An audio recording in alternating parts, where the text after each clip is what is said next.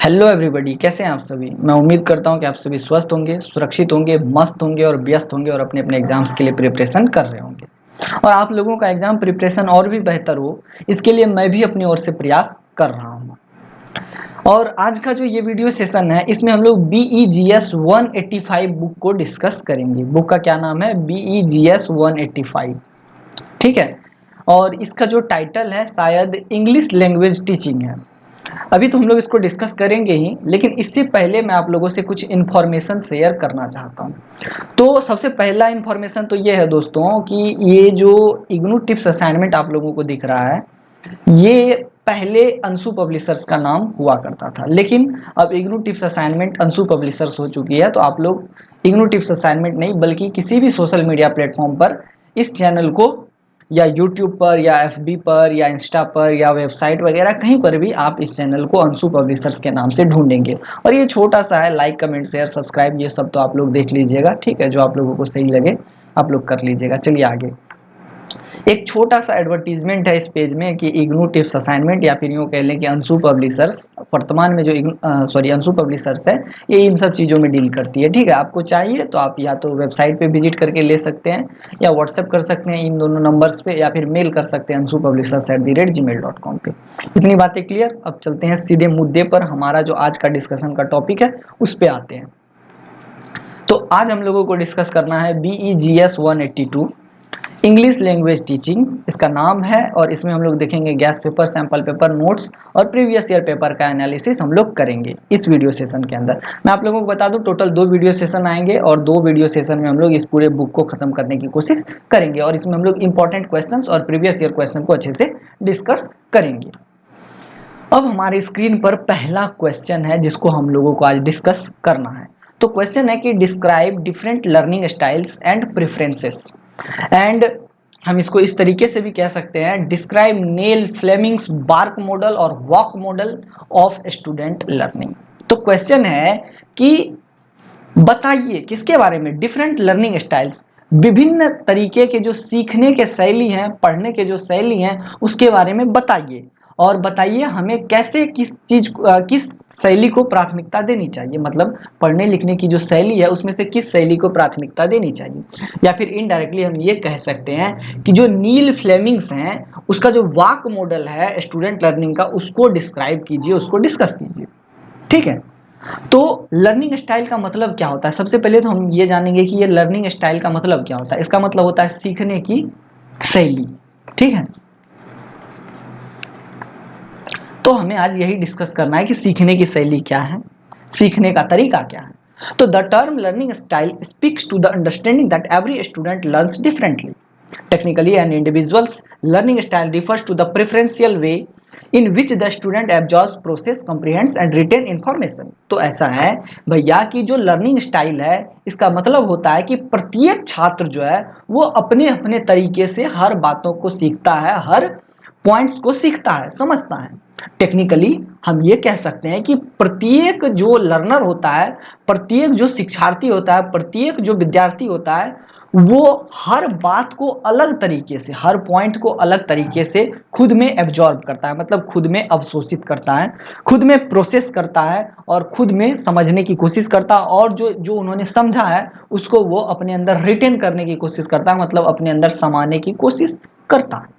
ठीक है। For example, when learning how to build a clock, some student understand the process by following virtual instruction while other have to physically manipulate the clock themselves। तो example यहाँ पर ये है कि मान लेते हैं एक स्टूडेंट है या कुछ स्टूडेंट का ग्रुप है, उसमें से कुछ एक टीचर है, कुछ एक नहीं, एक टीचर है जिन्होंने ये बताया कि भैया घड़ी काम कैसे करता है।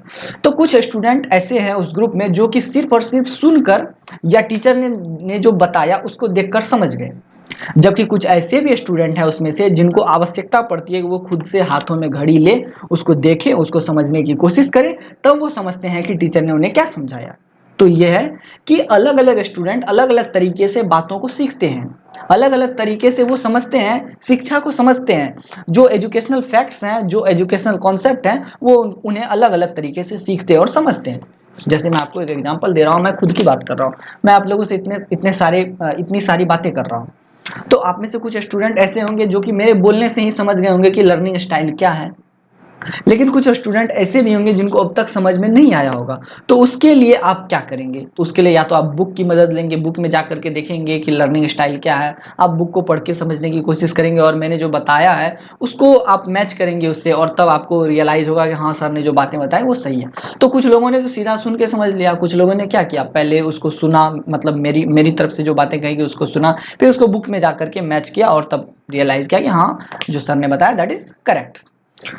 One of the most accepted understandings of learning style is that student learning style fall into three categories: visual learners, auditory learner and kinesthetic learner। तो देखिए, तीन लर्निंग स्टाइल को बहुत ज़्यादा एक्सेप्ट किया गया है। स्टूडेंट तीन तरीके से सीखते हैं ऐसा लोग मानते हैं, और वो जो तीन तरीके हैं उसमें से पहला है विजुअल, ठीक है, विजुअल लर्नर्स, दूसरा है ऑडिटरी लर्नर्स और तीसरा है काइनेस्थेटिक लर्नर। विजुअल लर्नर का मतलब हो गया दोस्तों जो तस्वीरों को देखकर समझ लेते हैं, वैसे शिक्षार्थी विजुअल लर्नर्स के अंतर्गत आएंगे, और जो शिक्षार्थी तस्वीरों को देखकर समझ लेते हैं उनकी जो लर्निंग स्टाइल होगी उसे हम कहेंगे विजुअल लर्निंग स्टाइल। जबकि दूसरे तरीके के जो लर्नर होते हैं ऑडिटरी लर्नर, जो सुन करके बातों को समझते हैं, उनकी जो लर्निंग स्टाइल होगी उसे हम कहेंगे ऑडिटरी लर्निंग स्टाइल।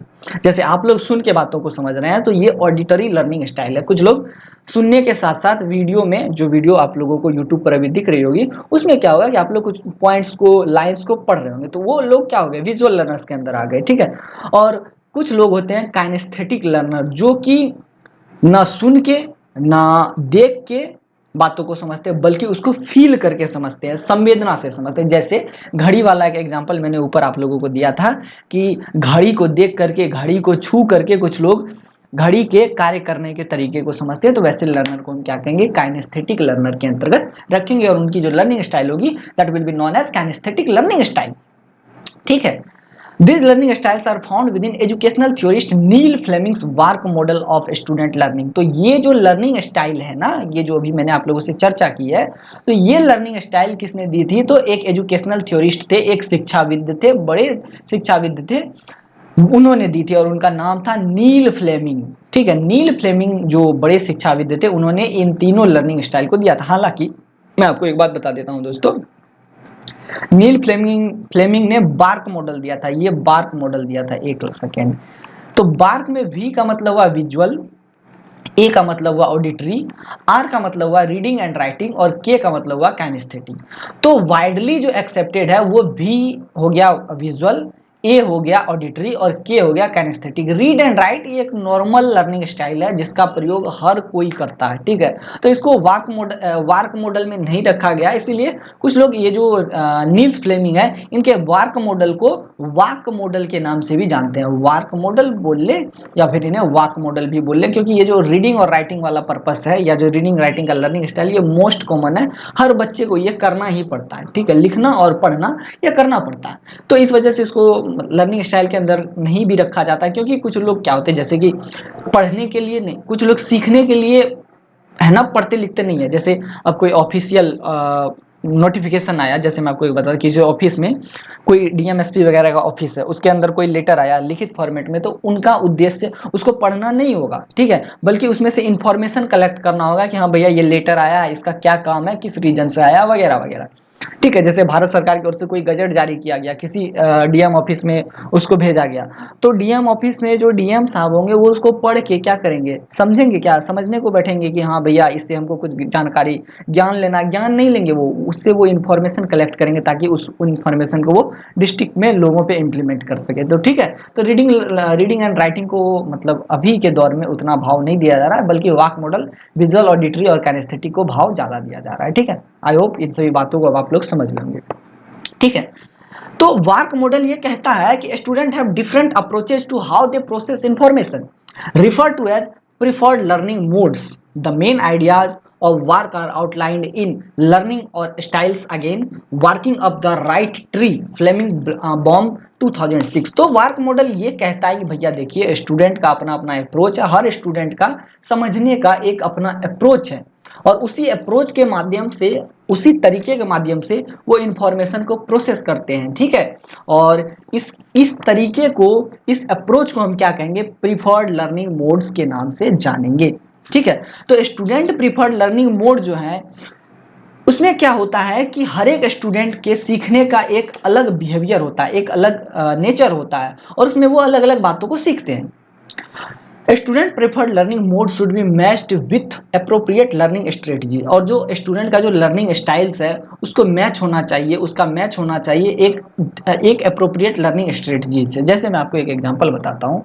मान लेते हैं आपको एक डेटा दिया गया हो, ठीक है, इसमें कहा गया है कि 2011 में भारत की जनसंख्या 5 लाख थी, 2013 में 10 लाख हो गई और 2017 में 50 लाख हो गई। और फिर आप ये बताइए कि इसमें से महिला 2011 में महिला की जनसंख्या क्या थी और 2013 में पुरुष की जनसंख्या क्या थी। तो यहाँ पर आप कंफ्यूज हो जाएंगे क्योंकि आपका इन्फॉर्मेशन आधा अधूरा है, ठीक है।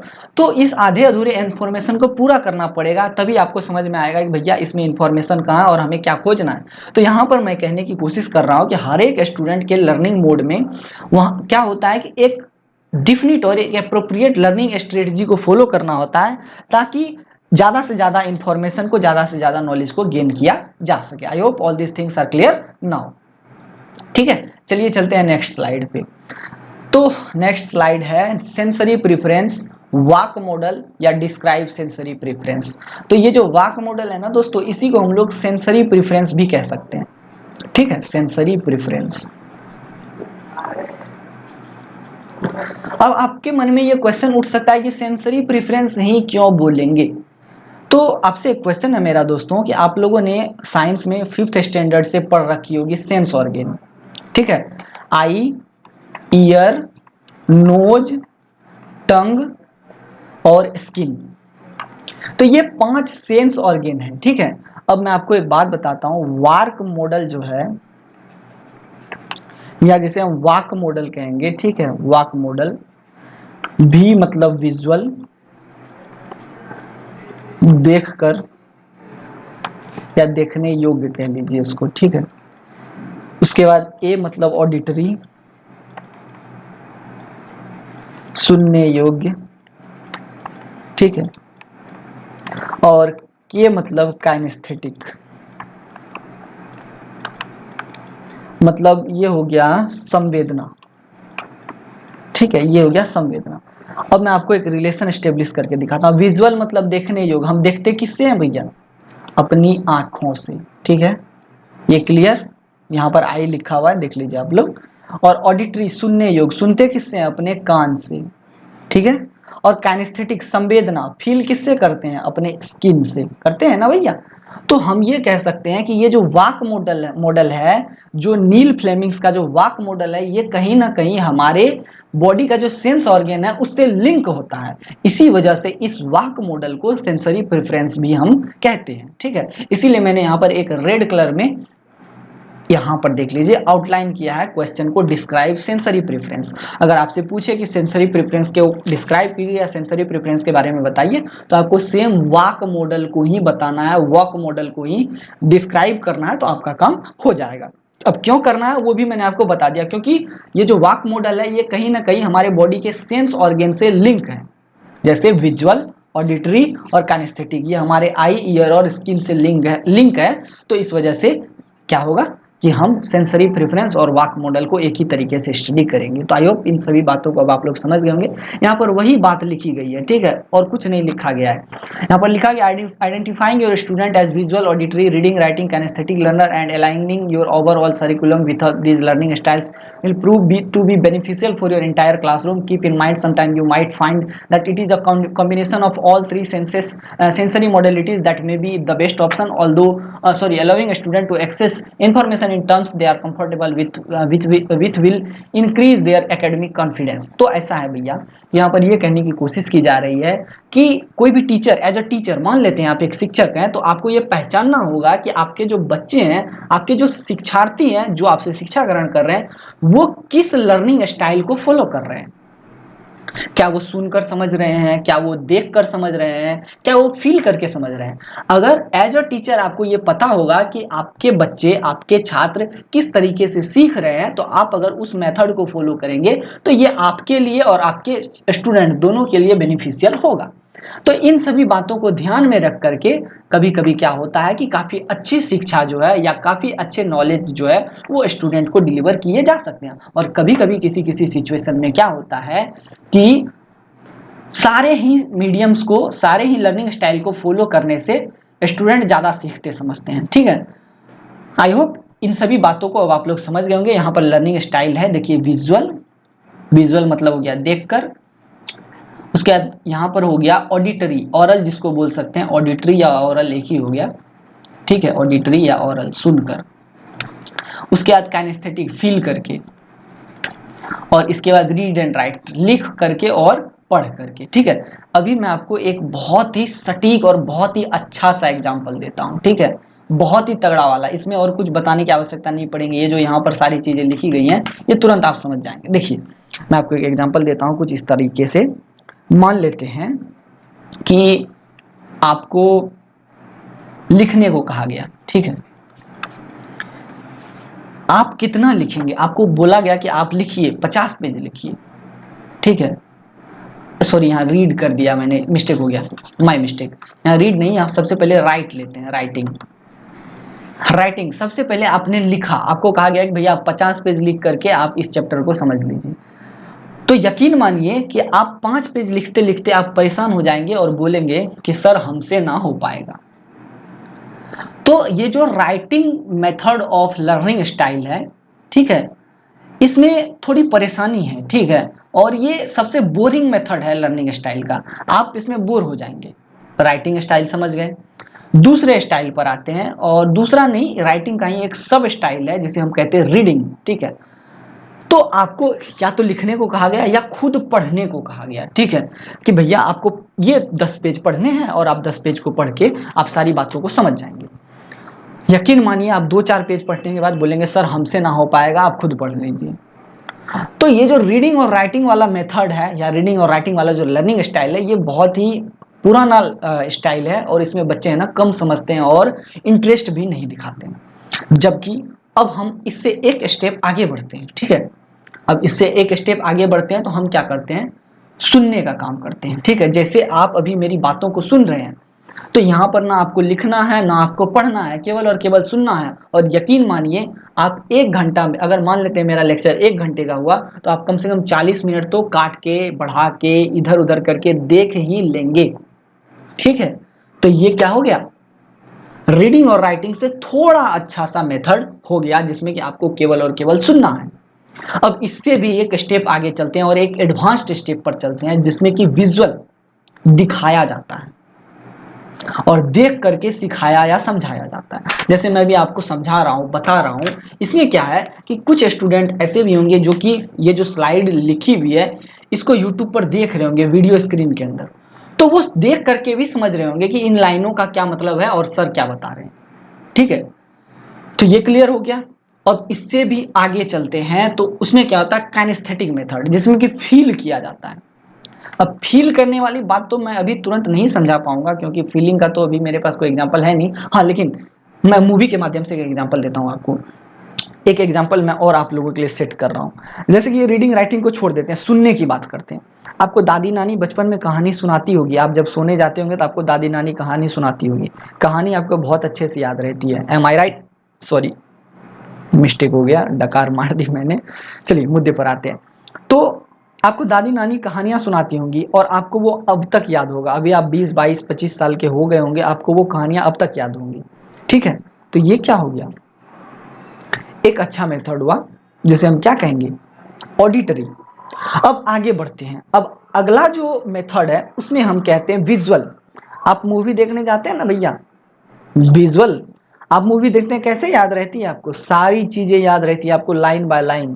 तो ये विजुअल हो गया, ये एक एडवांस मेथड हो गया। अब इससे भी एक स्टेप आगे चलते हैं, फील करने की बात करते हैं। कभी कभी कोई मूवी थिएटर में लगती होगी 3D में, ठीक है, आप चले जाइएगा देखने के लिए। जब आपको वो 3D स्पेक्टेकल पहनाएंगे ना, तो आप जो मूवी देखेंगे ऐसा लगेगा वो आपके साथ हो रहा हो। ठीक है, तो उसको आप फील कर पाएंगे, तो इसे हम कहेंगे काइनेस्थेटिक मेथड। तो I hope all this things are now clear. मैंने जो 2 एग्जांपल्स दिए वो आपको अच्छे लगे होंगे और आपने सारी बातों को समझ लिया होगा। अब चलते हैं आगे। ये एक छोटी सी स्लाइड है, विजुअल लर्न बाय सीइंग, देखकर सीखना, जैसे चार्ट और ग्राफ, ठीक है, ये वाला। जैसे आप लोग मैथ में अक्सर पढ़ते होंगे पिक्टोग्राफ, ठीक है, ऐसे करके ग्राफ वगैरह बना होता होगा, ठीक है।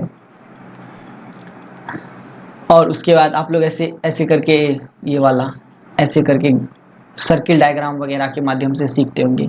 Infographics, outlines, visual aid, slide decks, PPT, तो ये सब भी क्या है, विजुअल के examples. Auditory, learn by hearing, सुन करके।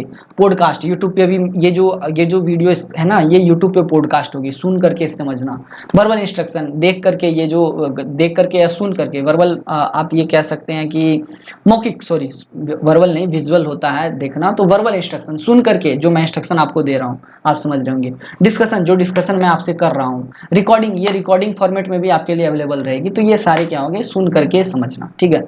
रीडिंग राइटिंग बहुत आसान है, बुक पढ़ना, डिक्शनरी पढ़ना, नोट बनाना, असेसमेंट असाइनमेंट बनाना, केस स्टडीज वगैरह करना। इग्नू में आपने असाइनमेंट लिखे हैं ना, तो वो रीडिंग राइटिंग का एक एग्जाम्पल है, ठीक है। बुक्स वगैरह पढ़ते हैं ना आप, रीडिंग राइटिंग का एग्जाम्पल है। कैनेस्थेटिक, लर्न बाय डूइंग, करके सीखना या फील करके सीखना, या तो खुद फील कर लेना उन सभी बातों को हाथ में लेकर के, या फिर खुद करके सीख लेना, जैसे कि role playing, scenario training, hands on. जैसे ट्रेनिंग वगैरह होती है ना, जैसे कि आपको कोई जॉब लग गई, ठीक है, आपको वहां पर, जैसे मान लेते हैं आपको ट्रेन के लोको पायलट में जॉब लगी, तो आपको वो पहले ट्रेन के बारे में बताएंगे ट्रेनिंग के अंदर, फिर आपको वो मालगाड़ी चलवाएंगे। तो इससे क्या हो गया, ये सब kinaesthetic learning, method of learning हो गया, खुद करके सीखना। तो I hope all this things are now clear. चलिए आगे बढ़ते हैं, देखते हैं अगली स्लाइड में क्या है आपके लिए, कौन सा पिटारा रखा हुआ है। तो ये तो नॉर्मल सी बात है, visual, auditory, kinaesthetic, read and write, तो बता ही दिया मैंने। विजुअल मतलब इमेज को देख करके, मैप वगैरह को देख करके, उसके बाद ग्राफिक्स वगैरह को देख करके सीखना। ऑडिटरी लर्नर, तो ऑडिटरी लर्निंग स्टाइल, तो इसमें क्या होता है, सुन करके, लिसनिंग या बोल करके समझना सीखना। लेक्चर और ग्रुप डिस्कशन एक अच्छा एग्जांपल है इसका। काइनेस्थेटिक, फील करके सीखना या खुद करके सीखना, जैसे घड़ी वाला का एग्जांपल मैंने आपको दिया था, ठीक है। How a clock works by putting one together, खुद हाथ में उठा लेना, क्लॉक को फील करना, क्लॉक के वर्किंग मेथड को चेक करना, देखना, ये हो गया काइनेस्थेटिक। और चौथा है रीडिंग राइटिंग, बहुत नॉर्मल है, बहुत कॉमन है, ये हम सभी करते हैं, ठीक है। ये जो यहाँ पर है, ये मैंने खुद से लिखी है ये स्लाइड, ये सब क्या है, रीडिंग राइटिंग के अंतर्गत आएंगे। दैट्स ऑल, क्लियर, ये सभी बातें क्लियर हो गई। अब क्वेश्चन दूसरा, describe inductive and deductive learning. तो इंडक्टिव और डिडक्टिव लर्निंग क्या है, इसको हमको समझना है, ठीक है। तो सबसे पहले दो क्वेश्चन आपके मन में उठते होंगे, और वो क्वेश्चन है कि इंडक्टिव का मतलब क्या हुआ, और दूसरा क्वेश्चन है कि डिडक्टिव का मतलब क्या हुआ। इंडक्टिव और डिडक्टिव का मतलब क्या हुआ। तो इंडक्टिव का मतलब हुआ दोस्तों तर्क आधारित, ठीक है, तर्क आधारित। अभी आप लोग इसको नहीं समझे होंगे, अभी मैं इसको समझाऊंगा तभी आप क्लियर समझ जाएंगे। और डिडक्टिव का मतलब हो गया आपको कटौती, कटौती तमक, कटौतीत्मक आधारित, ठीक है, क्लियर। ये अभी आप लोग नहीं समझोगे, अभी बस मैंने हिंदी मीनिंग समझाया है, अभी मैं क्लियर करके समझाता हूँ। तो जो द इंडक्टिव मेथड है उसके बारे में भी बात कर लेते हैं। सबसे पहले तो the inductive method is where the examples are served first and the learners has the responsibility to figure the rules out. The teacher acts as the guide where the learners are at very center of the teaching learning process. They start figuring out the structure or the rule from the examples and find the answer all by themselves. The deductive method, deductive method की बात करते हैं, तो deductive method कहता है कि the deductive method is a traditional method of teaching language and or grammar where rules are given by the teacher up front followed by the corresponding examples that learners get the terminology at first then move on to understanding them. चलिए अगली slide में देखते हैं क्या, फिर मैं आपको समझाता हूँ। With reference to the example served, that means the learners do not have much to do as the teacher does it all from dropping the rules, giving examples and the explaining and then explaining the rules with reference to the example. तो सबसे पहले मैं आपको बता रहा हूँ, जैसे मैं आपको बोलता हूं कि राम, श्याम, कैट और ऑनेस्टी, चाइल्डहुड, ये क्या है, मैंने कुछ एग्जाम्पल आपको दिए, ठीक है। और मैं आपको कह रहा हूं कि ये सारे के सारे नाउन हैं। अब आप मुझे ये फाइंड करके बताइए कि इसमें जो है राम कौन सा नाउन है, श्याम कौन सा नाउन है, कैट कौन सा नाउन है, ऑनेस्टी कौन सा नाउन है, चाइल्डहुड कौन सा नाउन है। तो यहाँ पर जो मेथड मैंने यूज किया है इसको कहेंगे इंडक्टिव मेथड ऑफ लर्निंग, क्योंकि इसमें मैंने पहले आप लोगों को कुछ एग्जांपल्स दिए हैं और मैंने आपसे कहा कि आप इसमें से खोजिए, ढूंढिए, प्रयास कीजिए कि कौन सा किस कैटेगरी का नाउन है। तब आप प्रयास करेंगे, आप मेहनत करेंगे, तब आप बताएंगे कि सर ये राम जो है यह एक प्रॉपर नाउन है, श्याम जो है एक प्रॉपर नाउन है, मतलब ये कह सकते हैं कि व्यक्तिवाचक संज्ञा है। कैट एक कॉमन नाउन है, ठीक है, यह जातिवाचक संज्ञा है, बिल्ली की एक जाति है। ऑनेस्टी और चाइल्डहुड एक एब्स्ट्रैक्ट नाउन है, भाववाचक संज्ञा है। तो आप लोगों ने ढूंढा, प्रयास किया, एग्जाम्पल्स को देखा और फिर बाद में जा करके जब आप लोगों ने अपने प्रयास कर लिए तब मैंने आप लोगों को बताया कि भैया देखिए राम ये है, श्याम ये है, कैट ये है, ऑनेस्टी ये है, चाइल्डहुड ये है। तो ये इंडक्टिव मेथड ऑफ लर्निंग हुआ जिसमें कि पहले एग्जाम्पल को सर्व किया जाता है और बच्चे को ये कहा जाता है कि भैया आप जो है इसके अंदर से जो इंपॉर्टेंट फैक्ट्स है उसको समझने की कोशिश कीजिए और अगर आप नहीं समझ पाएंगे तो फिर अंतिम में तो शिक्षक आपको समझाएंगे। तो ये क्या हो गया, इंडक्टिव मेथड ऑफ लर्निंग, जिसे हम कहते हैं तर्क आधारित सीखने की शैली। ठीक है, अब दूसरे नंबर पर आता है डिडक्टिव मेथड ऑफ लर्निंग। यह एक नॉर्मल सा मेथड है जो कि आपको बचपन से ही या हर स्टूडेंट को बचपन से ही समझाया जाता आ रहा है। ठीक है, जैसे मैंने पढ़ाना शुरू किया, सबसे पहले मैंने बताया noun, any naming words are noun.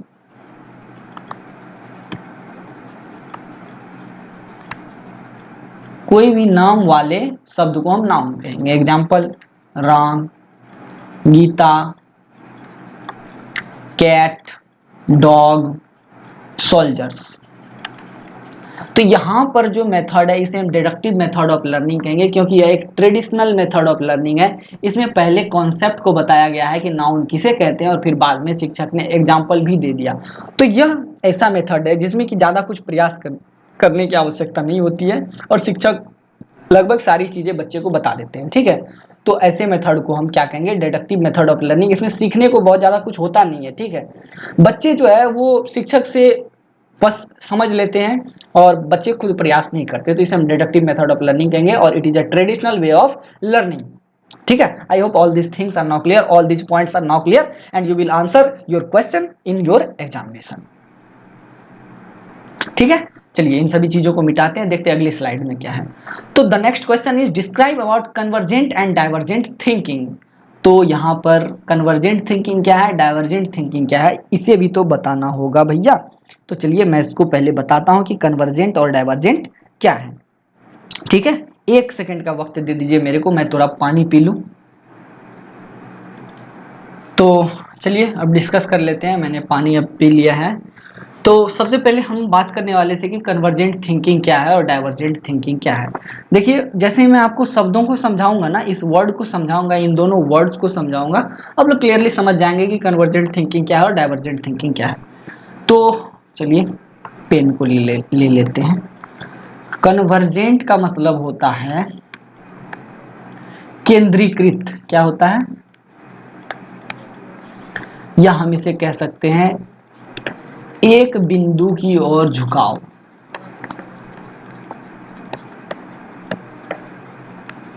ठीक है, दूसरी बात करते हैं हम लोग डाइवर्जेंट के बारे में। इसका मतलब होता है विभिन्न बिंदुओं पर केंद्रीकृत। ठीक है, पर केंद्रीकृत नहीं, विभिन्न बिंदुओं पर आधारित बोल सकते हैं इसे हम, या इसे हम कह सकते हैं आपको, इसको डाइवर्जेंट को मिसकेलेनियस भी बोल सकते हैं, मिसलेनियस जो आप बोल लें, विविध भी बोल सकते हैं। ठीक है, तो मेरे ख्याल से अब आप लोग समझ गए होंगे कन्वर्जेंट थिंकिंग क्या है और डाइवर्जेंट थिंकिंग क्या है। इसको मैं अभी समझाने की कोशिश करता हूं। यहाँ पर देखिए, कन्वर्जेंट थिंकिंग का मतलब क्या होता है, सोचना। तो कन्वर्जेंट थिंकिंग का मतलब हो गया कि आप कोई चीज सोच रहे हैं और आपके लिए आपके मन में जो भी विचार आ रहे हैं सब घूम फिर के एक ही जगह पर आ रहे हैं। तो ऐसे विचारों को हम कन्वर्जेंट थिंकिंग कहेंगे, ठीक है। जबकि दूसरी बात अगर हम डाइवर्जेंट थिंकिंग की करें तो इसमें क्या होता है कि wide variety of ideas mind में आते हैं, ठीक है। अभी मैं कन्वर्जेंट थिंकिंग का एक एग्जांपल दे रहा हूं। जैसे आप मुझसे भी पढ़ रहे हैं, ठीक है, आप इस वीडियो को देख रहे हैं, इस पॉडकास्ट को देख रहे हैं, तो आपके माइंड में कितना भी पॉइंट घूमे और सबका सब पॉइंट एक ही जगह पे आके रुकेगा, और वो ये होगा कि मुझे एग्जाम में अच्छा करना है और इसके लिए मुझे ये वीडियो देखनी होगी, ठीक है। तो घूम फिर के सारा मुद्दा एक ही जगह आ जाता है कि मुझे एग्जाम में अच्छे मार्क्स लाने हैं और उसके लिए मुझे इस वीडियो को देखना होगा, ठीक है। तो ये आपकी कन्वर्जेंट थिंकिंग हो गई। जबकि अगर हम डाइवर्जेंट थिंकिंग की बात करें तो इसमें होता क्या है, जैसे आपको मान लेते हैं कि कल कहीं किसी पार्क में घूमने जाना है, तो आप पहले ये सोचेंगे कि भैया पहले मुझे कैसे जाना है, गाड़ी से जाना है, हवाई जहाज से जाना है, हेलीकॉप्टर से जाना है, ऑटो से जाना है, टोटो से जाना है, कार से जाना है, इससे जाना है, उससे जाना है, पता नहीं, ठीक है। तो पहले आप ये सोचेंगे, फिर आप ये सोचेंगे भैया मेरे साथ कोई जाएगा, मेरी महिला मित्र जाएगी या नहीं जाएगी, मेरा पुरुष मित्र जाएगा या नहीं जाएगा, तो ये चीज़ें आप सोचेंगे। फिर जब आप पहुंच गए पार्क में, तो मतलब ये आपकी थिंकिंग है कि अब जब आप पार्क पहुंच जाएंगे तो आप सोच रहे होंगे अगर मेरे साथ मेरी महिला मित्र गई तो मज़ा ही आ जाएगा, उसके साथ घूमेंगे फिरेंगे मौज करेंगे, ये करेंगे वो करेंगे, ठीक है। तो ये आपकी क्या हो गई, डाइवर्जेंट थिंकिंग हो गई। आई होप ये सारी बातें अब आपको क्लियर हो गई होंगी। चलिए इसमें 2 लाइनें लिखी हुई है अगली स्लाइड में, वो मैं आपको दिखा देता हूँ और आप लोग समझ जाइएगा कन्वर्जेंट और डाइवर्जेंट क्या है। तो हम कह सकते हैं the main difference between convergent and divergent thinking is that convergent thinking produces a single effective solution while divergent thinking produces multiple creative solutions. In brief, these are two opposite ways of thinking. The two terms convergent thinking and divergent thinking were coined by the psychologist Joy Paul Guilford in 1956. Convergent thinking involves finding the most effective answer to a problem, while divergent thinking involves creating ideas to explore many possible solutions. ठीक है। तो convergent thinking का मतलब ये हो गया दोस्तों कि एक सिंगल इफेक्टिव सॉल्यूशन को प्रोड्यूस करना। जैसे मैंने आपको बताया ना कि आपको ये वीडियो देखनी है, आपके सामने मान लेते हैं समस्या है कि भैया BEGS 185 को पढ़ेंगे कैसे, तो आप क्या करेंगे, मेरी वाली वीडियो उठाएंगे, किसी और की वीडियो उठाएंगे, पढ़ना शुरू कर देंगे। तो यह इसका एक सिंगल इफेक्टिव सॉल्यूशन है कि आपको पढ़ना पड़ेगा, ठीक है। जबकि डाइवर्जेंट थिंकिंग क्या करता है, मल्टीपल क्रिएटिव सॉल्यूशन क्रिएट करता है।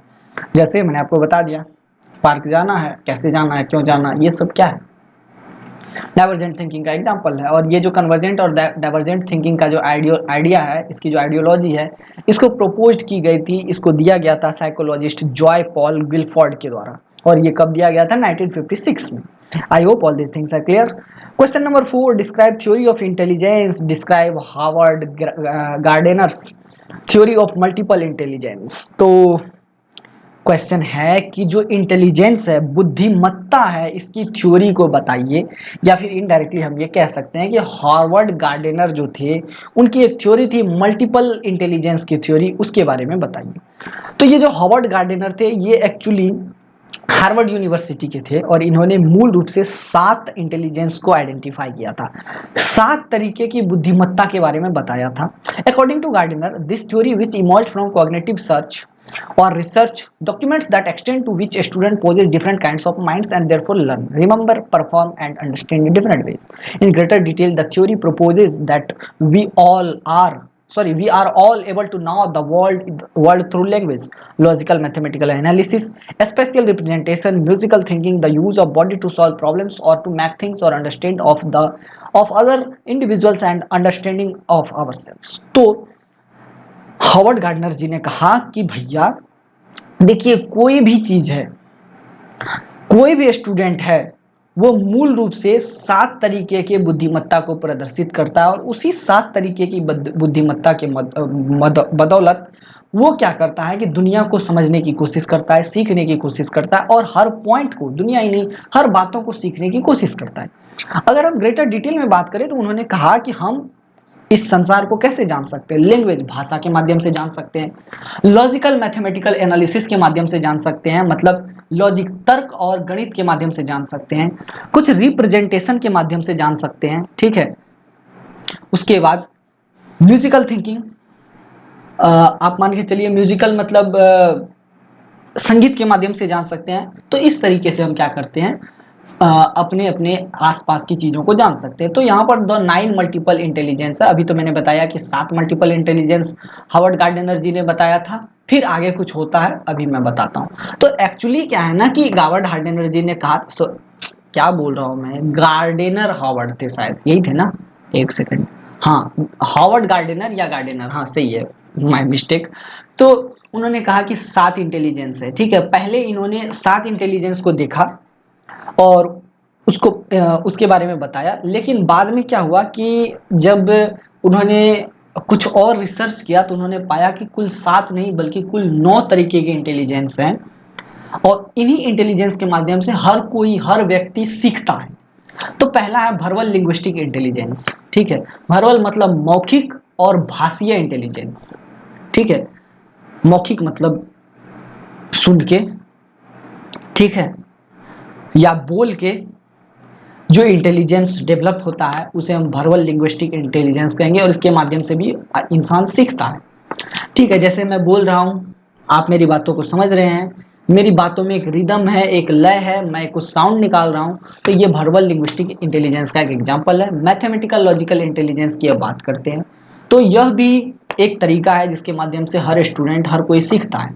मैथ गणित बना के आप सीखते हैं, लॉजिक तर्क वितर्क करके सीखते हैं। म्यूजिकल इंटेलिजेंस, कभी कभी गानों को सुन के भी सीखते हैं, क्योंकि गाने में क्या होता है, एक रिदम होता है, ठीक है, एक लय होता है, एक पिच होती है। जैसे कभी कभी आप टेंशन में होते हैं, गाना सुन लेते हैं, माइंड फ्रेश हो जाता है, ठीक है।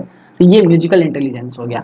विजुअल और स्पेशियल इंटेलिजेंस, तो दृश्य स्थानिक इंटेलिजेंस को हम क्या कहेंगे, विजुअल स्पेशियल इंटेलिजेंस कहेंगे। जैसे इमेज के माध्यम से पिक्चर वगैरह देख के सीखना, ठीक है, डायग्राम वगैरह देख के सीखना, ये क्या हो गया, विजुअल स्पेशियल इंटेलिजेंस हो गया। बॉडीली काइनेस्थेटिक इंटेलिजेंस की बात करते हैं, तो खुद की बॉडी और दूसरे की बॉडी को स्किलफुली कंट्रोल करना, माइंड को कंट्रोल करना, ये क्या हो गया, बॉडी काइनेस्थेटिक इंटेलिजेंस हो गया। इंटरपर्सनल इंटेलिजेंस, तो क्या है कि किसी दूसरे व्यक्ति के माइंड को समझना और उसके माइंड के अकॉर्डिंग रिस्पॉन्ड करना, ये क्या हो गया, इंटरपर्सनल इंटेलिजेंस के कैटेगरी में आएगा। इंटरपर्सनल हो गया पारस्परिक बुद्धिमत्ता, ठीक है। जबकि अब दूसरे की बात करते हैं, intrapersonal intelligence, the capacity to be self aware and in tune with inner feelings, values, beliefs and thinking process will be termed as intrapersonal intelligence. तो खुद के बारे में समझना, खुद को जानना, खुद की इनर फीलिंग्स, खुद की आंतरिक भावनाओं को जानना, खुद के वैल्यूज को समझना, इंट्रापर्सनल इंटेलिजेंस का एक अच्छा खासा एग्जांपल है। Now we will discuss about naturalist intelligence. प्राकृतिक इंटेलिजेंस क्या है, तो प्लांट्स, पेड़ पौधे, एनिमल, जानवर वगैरह को समझना, उसके नेचर बिहेवियर को समझना, that will be considered as naturalist intelligence. Now we will discuss about existential intelligence.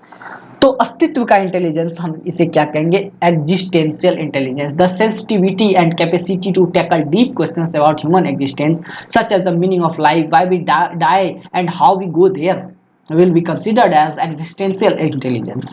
तो कुछ डीप क्वेश्चन को समझना, कुछ आंतरिक क्वेश्चन को समझना ही एग्जिस्टेंशियल इंटेलिजेंस के अंतर्गत आएगा। जैसे कि मनुष्य का जीवन क्यों है, इसकी आवश्यकता क्या है, और हम यहाँ पर पृथ्वी पर आकर के कर क्या रहे हैं। तो all this 9 intelligence are the essential intelligence which are present in almost all human beings. Now I hope this question is now clear, and if the question will asked in your exam, you will answer the question perfectly। ठीक है, I hope ये समझ गए होंगे आप लोग। अब चलिए देखते हैं अगली स्लाइड क्या है। अगली स्लाइड का क्वेश्चन है, who are the underprivileged learners. ठीक है, सबसे पहले अंडर प्रिविलेज्ड का मतलब क्या होता है, वंचित। वंचित का मतलब समझे आप, वंचित मतलब हो गया कि जो थोड़ा हमसे दूर हो या जो हमारे जैसा नहीं हो। जैसे मैं आपको एक एग्जांपल दे रहा हूं, मैं आपको पढ़ा रहा हूं, ठीक है, मैं आपसे बातें कर रहा हूं, मैं आपसे डिस्कशन कर रहा हूं, तो आपको कुछ ना कुछ बेनिफिट मिल रहा होगा, आपको कुछ ना कुछ अच्छा लग रहा होगा, आपके एग्जाम में शायद ये क्वेश्चन आपकी हेल्प करेंगे। लेकिन आप में से कुछ ऐसे बच्चे भी होंगे जिसके पास आज भी YouTube का कोई सोर्स नहीं है, YouTube के माध्यम से वो मेरी बातों को नहीं सुन पाएंगे। तो वो मेरे जो टीचिंग स्टाइल है या मेरे जो कंटेंट है उससे वंचित रह जाएंगे, उससे दूर रह जाएंगे वो। तो इसे ही हम क्या कहेंगे, वंचित कहेंगे। ठीक है, आई होप ये समझ गए होंगे आप लोग। सॉरी दोस्तों।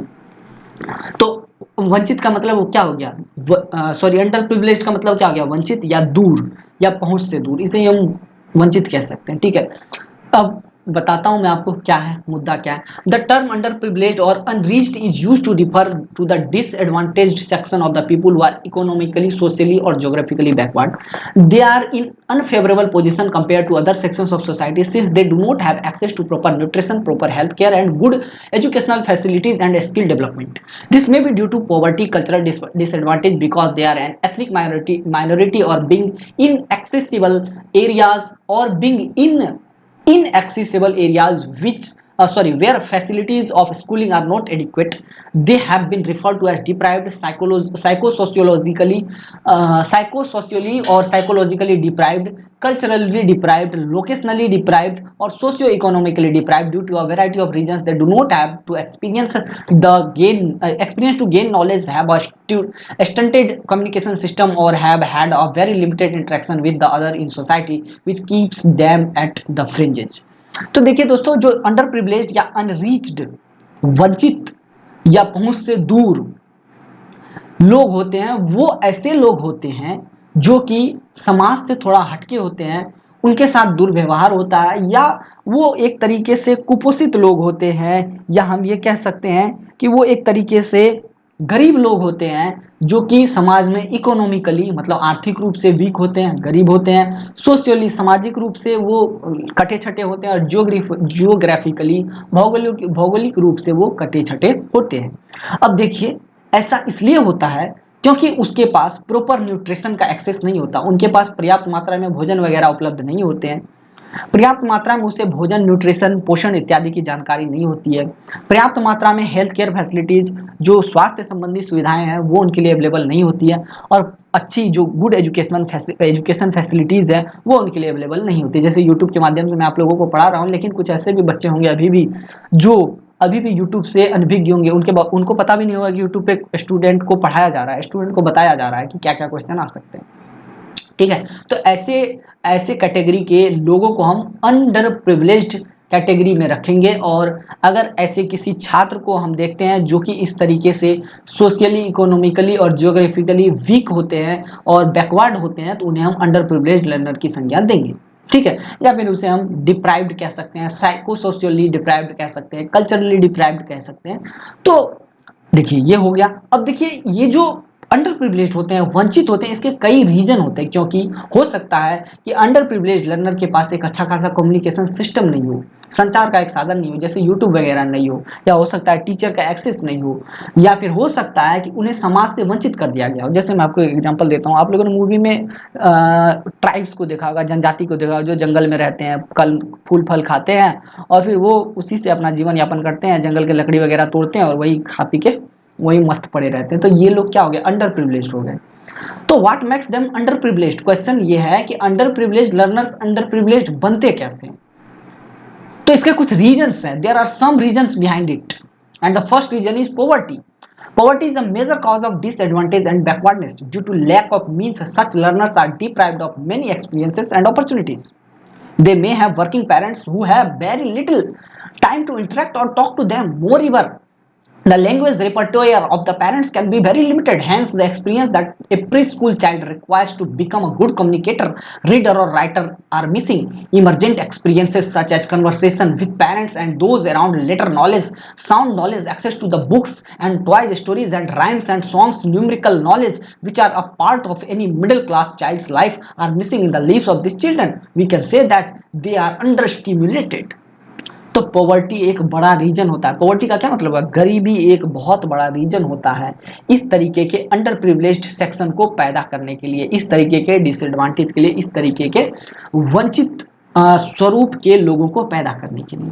इसमें होता क्या है कि जो लर्नर्स होते हैं, चूंकि देखिए यहाँ पर अंडर प्रिविलेज्ड एक कॉमन जनरल टर्म को लिया गया है, जबकि हम लोग यहाँ पर इंग्लिश लैंग्वेज टीचिंग की बात कर रहे हैं, तो हम लोग यहाँ पर शिक्षा के पॉइंट ऑफ व्यू से बात करेंगे, एजुकेशन के पॉइंट ऑफ व्यू से बात करेंगे। तो यहाँ पर क्वेश्चन ये है कि जो अंडर प्रिविलेज लर्नर, वंचित जो क्या कहते हैं, वंचित जो छात्र होते हैं वो क्या होते हैं, कैसे होते हैं, तो वो कैसे वंचित होते हैं। तो उसमें सबसे पहला कारण गरीबी होती है। इसमें होता क्या है कि उनके पास पर्याप्त मात्रा में पैसे नहीं होते हैं, उनके पास पर्याप्त मात्रा में एक्सपीरियंस नहीं होता, उनके पास अच्छी खासी अपॉर्चुनिटीज, अच्छे खासे अवसर नहीं होते, ठीक है। और उनके जो पेरेंट्स होते हैं, जो उनके माता पिता होते हैं, वो बहुत हार्ड वर्किंग होते हैं, क्योंकि वो बहुत कमाते हैं और बहुत काम करते हैं और बहुत कम कमाते हैं, ठीक है। तो वो जितना समय अपने आप को देते हैं कि काम करने में, तो उससे कई गुना कम समय वो अपने बाल बच्चे को देते हैं, वो लर्नर्स को देते हैं, अपने बच्चे को देते हैं। तो इससे क्या होता है कि एक अच्छा खासा माता पिता और बच्चे के बीच में इंटरेक्शन पैदा नहीं हो पाता, माता पिता के बीच में बातचीत अच्छी नहीं होती है। तो इस वजह से काफ़ी समस्याएं हो जाती है, ठीक है। और ऐसे में क्या होता है कि जो प्री स्कूल चाइल्ड होते हैं, जो छोटे छोटे चाइल्ड होते हैं, जो लर्नर्स होते हैं, वो एक अच्छा गुड कम्युनिकेटर नहीं बन पाता, वो एक अच्छा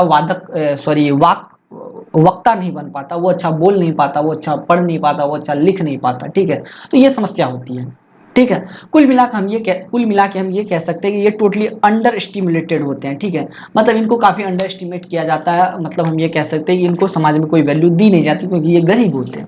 अरे अपने आसपास से देख लो भाई, अपने आसपास कई लोगों को आप देखते होंगे जो आज भी समाज से कटे छटे हैं, उनके पढ़ने का कोई साधन नहीं है। अगर आप गाँव घर में रहते हैं तो आप देखते होंगे कि आप बहुत ही सौभाग्यशाली हैं कि आपको पढ़ने का मौका मिला, जबकि आपके घर के बगल में कई सारे ऐसे बच्चे होंगे जो पढ़ते नहीं होंगे, बल्कि पैसे नहीं होने की वजह से वो गांव घर में कुछ अन्य काम करते होंगे। कोई ठेला वगैरह लगाता होगा, कोई रेहड़ी वगैरह लगाता होगा, कोई चाय बेचता होगा, या कोई ऐसी ही पढ़ाई ना करने की वजह से आवारा निकल जाते होंगे, सिगरेट वगैरह ये वो पीते होंगे, नशा करते होंगे, मतलब गलत व्यवहार करते होंगे। ये सब का मेन रीजन क्या है? पॉवर्टी है, गरीबी है इसका रीजन, ठीक है। I hope all this things are clear, all this points are now clear. Now we will move to the next slide. And the second point of underprivileged section is discrimination and exploitation. तो उनके साथ कभी कभी भेदभाव होता है, और कभी कभी क्या होता है कि वही भेदभाव उनके लिए एक समस्या का कारण बनते हैं, और कभी कभी उनके साथ एक्सप्लॉयटेशन होता है, शोषण होता है। The exploitation of the less privileged by the more privileged and powerful classes of society has its root in history. Similarly, the bias against this section reduces the availability of opportunities and increases the likelihood of their being exploited. In fact, the education system in any culture is largely targeted at the middle classes and hence is based on the privileged culture. The underprivileged learners culture does not form any part of the context of the textbook. And the third reason for unprivileged section या हम ये कह सकते हैं the third reason which will lead to the people in unprivileged manner is geographical और locational disadvantage. The underprivileged often live in remote rural areas which are inaccessible beyond the reach of schools. In urban areas, they live in slums which in themselves are island cut off from the facilities, advantages and opportunities that the cities offer. And the last reason for making underprivileged section is culturally disadvantaged. The culturally disadvantaged may belong to ethnic minorities, certain demographic groups like the slum dwellers or tribes untouched by education. Their poor stimulus for learning and their exposure to even the regional language is negligible. तो देखिए 3 reason अभी मैंने आप लोगों को English में बताया, हिंदी में बताता हूँ। देखिए, एक चिरंतन सत्य है कि हमेशा बड़े जो है वो छोटे को दबा के रखना चाहते हैं, या हमेशा बड़ा जानवर छोटे जानवर को मार के खा जाता है। तो यही होता है अंडर प्रिविलेज्ड लोगों के साथ। अंडर प्रिविलेज्ड लोगों के साथ होता क्या है कि जो प्रिविलेज्ड लोग हैं, जो बड़े तबके के लोग हैं, उसे दबा देते हैं। आप अपने आसपास में ही देख लीजिए भैया, आप अगर ज़्यादा पैसे वाले हैं ना, तो आपके सामने आपसे छोटे लोग आपको सलाम ठोकेंगे, ठीक है। आप पढ़ रहे हैं और आप चाहेंगे कि आपके सामने वाला जो है ना वो पढ़ने में कमज़ोर हो, वो पढ़े ही ना। तो ये क्या हो गया? एक तरीके से डिस्क्रिमिनेशन हुआ, एक्सप्लॉयटेशन हुआ। अब बात करते हैं जियोग्राफिकल और लोकेशनल डिसएडवांटेज की। तो इसमें क्या होता है कि कभी कभी स्टूडेंट या लर्नर क्या होता है, रूरल एरिया में रहता है, मतलब जहाँ पर ग्रामीण एरिया है जहाँ से शिक्षा को कैच कर पाना बहुत असंभव है। जैसे गांव घर से शहर में आके पढ़ना बहुत टफ काम है। मैं आपको एक बहुत अच्छा सा एग्जांपल देता हूँ मुंबई का। मुंबई में एक जगह है जिसे बोलते हैं धारावी, ठीक है। धारावी एक स्लम एरिया है। स्लम एरिया मतलब झुग्गी झोपड़ी का इलाका है। ये 2 किलोमीटर स्क्वायर में फैला हुआ एक बहुत बड़ा इलाका है। आई थिंक 2 किलोमीटर स्क्वायर ही है। हाँ यही होना चाहिए। और ये इंडिया ही नहीं, एशिया का सबसे बड़ा स्लम एरिया है। एशिया या वर्ल्ड है शायद। तो झुग्गी झोपड़ियों का सबसे बड़ा इलाका है।